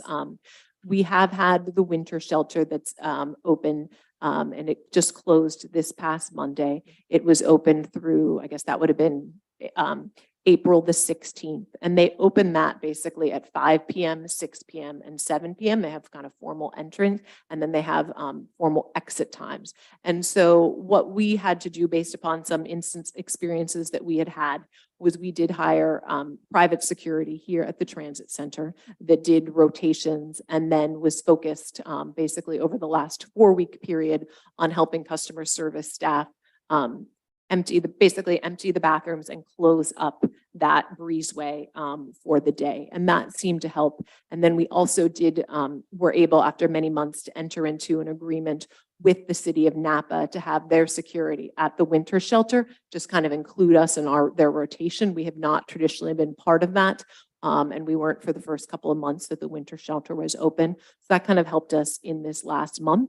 We're going to have continue with the private firm through the end of April and kind of see where we're at and reevaluate if that makes sense moving forward or is necessary. So that's kind of where we're at there. Thank you very much. Okay, not seeing any, do I have any comments? Do we have any comments in public comment? I don't see any. This is informational. Thank you very much, Rebecca. Appreciate all your work. Okay, our almost to the end here of our regular items. We have 12.6. This is an action item, and Executive Director Kate Miller will be presenting the federal and state legislative update. Oh, okay. So I'm going to sit here. Perfect. Thank you. Okay, so on the federal side, the Biden administration announced a $2.5 billion program to fund electric vehicle charging. That seems to be the topic of today's meeting. And alternative fueling infrastructure in communities across the country along designated highways, interstates, and major roadways. The program will provide $700 million in fiscal years 22 and 23. Applications are due May 30th, and we have distributed that to the jurisdictions, so they all have that.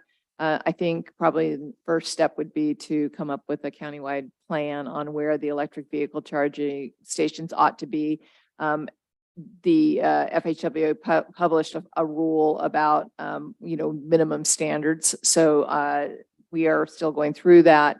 And I'm sure that having a plan on, assessing where electric vehicles are actually operating so that we can meet the demand is probably number one criterion on that.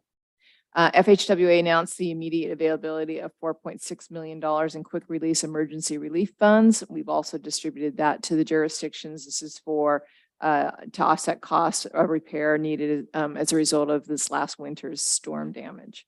On the state side, the deadline to amend spot bills has passed, and the legislature convened on April 10th or reconvened on April 10th. And hearings have commenced to meet the first legislative deadline on April 28th, when fiscal bills must move out of policy committees. Other bills without fiscal, that are not fiscal in nature, have until May 5th to move out of committees. In December, Governor Newsom called a special session to address price gouging by the petroleum industry. Senator Skinner subsequently introduced SBX 2, which would impose a penalty on petroleum companies when profit margins were found to be too excessive. And both the Senate and the Assembly approved it, and this went into law on March 28th. It requires a number of reporting requirements and a few other things. So that will be an interesting thing if that is an enforced bill. On the matrix today, there are a lot of legislation associated with Brown Act. The first one is AB 557.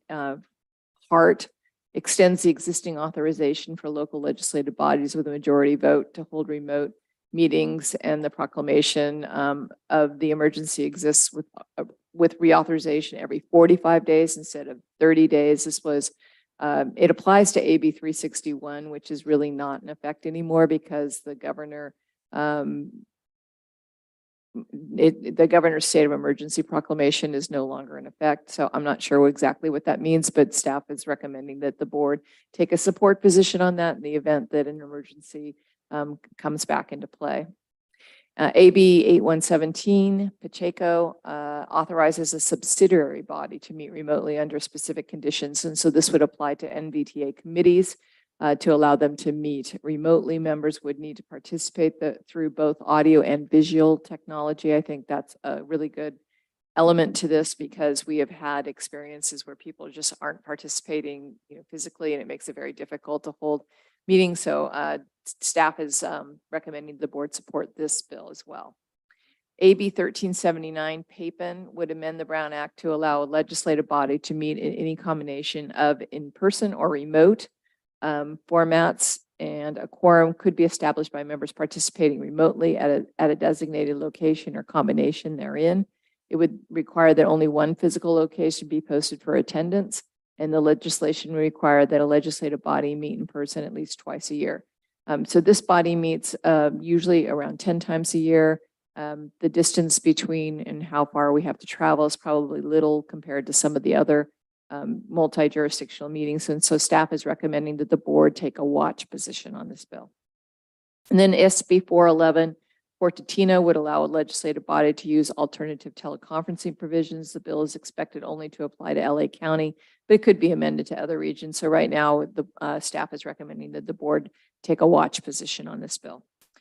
And then SB 537 Becker would authorize specified legislative bodies to hold meetings remotely. The bill specifically applies to multi-jurisdictional bodies. That includes representatives from more than one county, city and county, special district, or joint powers attending entity. And then we have actually spoken to our legal counsel about this, whether or not this would actually apply to NVTA. And in fact, it would, NVTA would meet the definition of multi-jurisdiction. And again, staff believes just because we meet 10 times a year, we're not too far away, and it's good for all of us to get together, that we recommend the board take a watch position on this bill as well. And that concludes my report. Okay, any comments? Yes, Vice Chair. Just one, going through the whole list. The last one on it is SB 769, Gonzalez, requiring every 2 years to have a 2-hour session on fiscal and financial training for electeds. Yeah, the board acted on that last month. Yeah. And it, As a watch position. yeah, and I'm not I was gonna sure. make I a don't think it pitch. applies to this body is my recollection. I don't have it That's in true. front of me right now, That- but I don't think it applies to us. That's true. It does talk about compensation. Right. And there is the professional appreciation of serving on a board, and you can't put a price on that, but. That's exactly it. And then there's the compensation of spending 2 wonderful hours with staff every month. This is true. But I was beyond that, so we're not eligible, but I'll just make a standard pitch. I think that's a good idea for those who get something beyond just the emotional satisfaction of being here. Thank you. And I also want to add in regarding to the EV plan and the funding that's becoming available for EV charging stations. The Napa County Climate Action Committee, that was a priority they selected last year. That's going to come up at their next meeting as the new priority for this new committee, because there's 7 new members on this 12-member committee. The county CEO says that there's already funding and they already have a plan to get a countywide EV plan in motion. So I wanted to check that because that was brought up in past, unless something changes, but that we'll know more next Friday after that. But that's the county's intention at this time. So more on that. And I don't think there's anything else. So we do need, this is a recommendation, right? Action item. So we do need thank you. Second. Second. Thank you. So we have a motion by Pedrosa, second by Doring. All in favor, say aye. Okay, very good. Do we have any future agenda items for the next agenda? The quarter of the budget? Sure. Just on the future agenda items? Yes. I think it'd be great to invite PG&E to come and speak about the infrastructure and grid capacity. Doesn't have to be at the next meeting, but. Very good. Excellent. Thank you. And we'll be meeting our summit, our transit summit is May 17th. I'm going by memory. And you gave us that information. We'll talk more about transit. And so that would probably be June would be the earliest meeting, or Yeah, would be the that would be earliest probably the best opportunity if we Sure. get PG&E to. Yeah, we'll they're try to available. schedule them and hopefully Okay. they'll be available in June. Excellent. Okay, if there's nothing else, then we're on to your favorite, number 14, adjournment. So I don't think we need a motion to adjourn. Nope. Okay, so we'll be adjourned at 3:37 and we'll see you May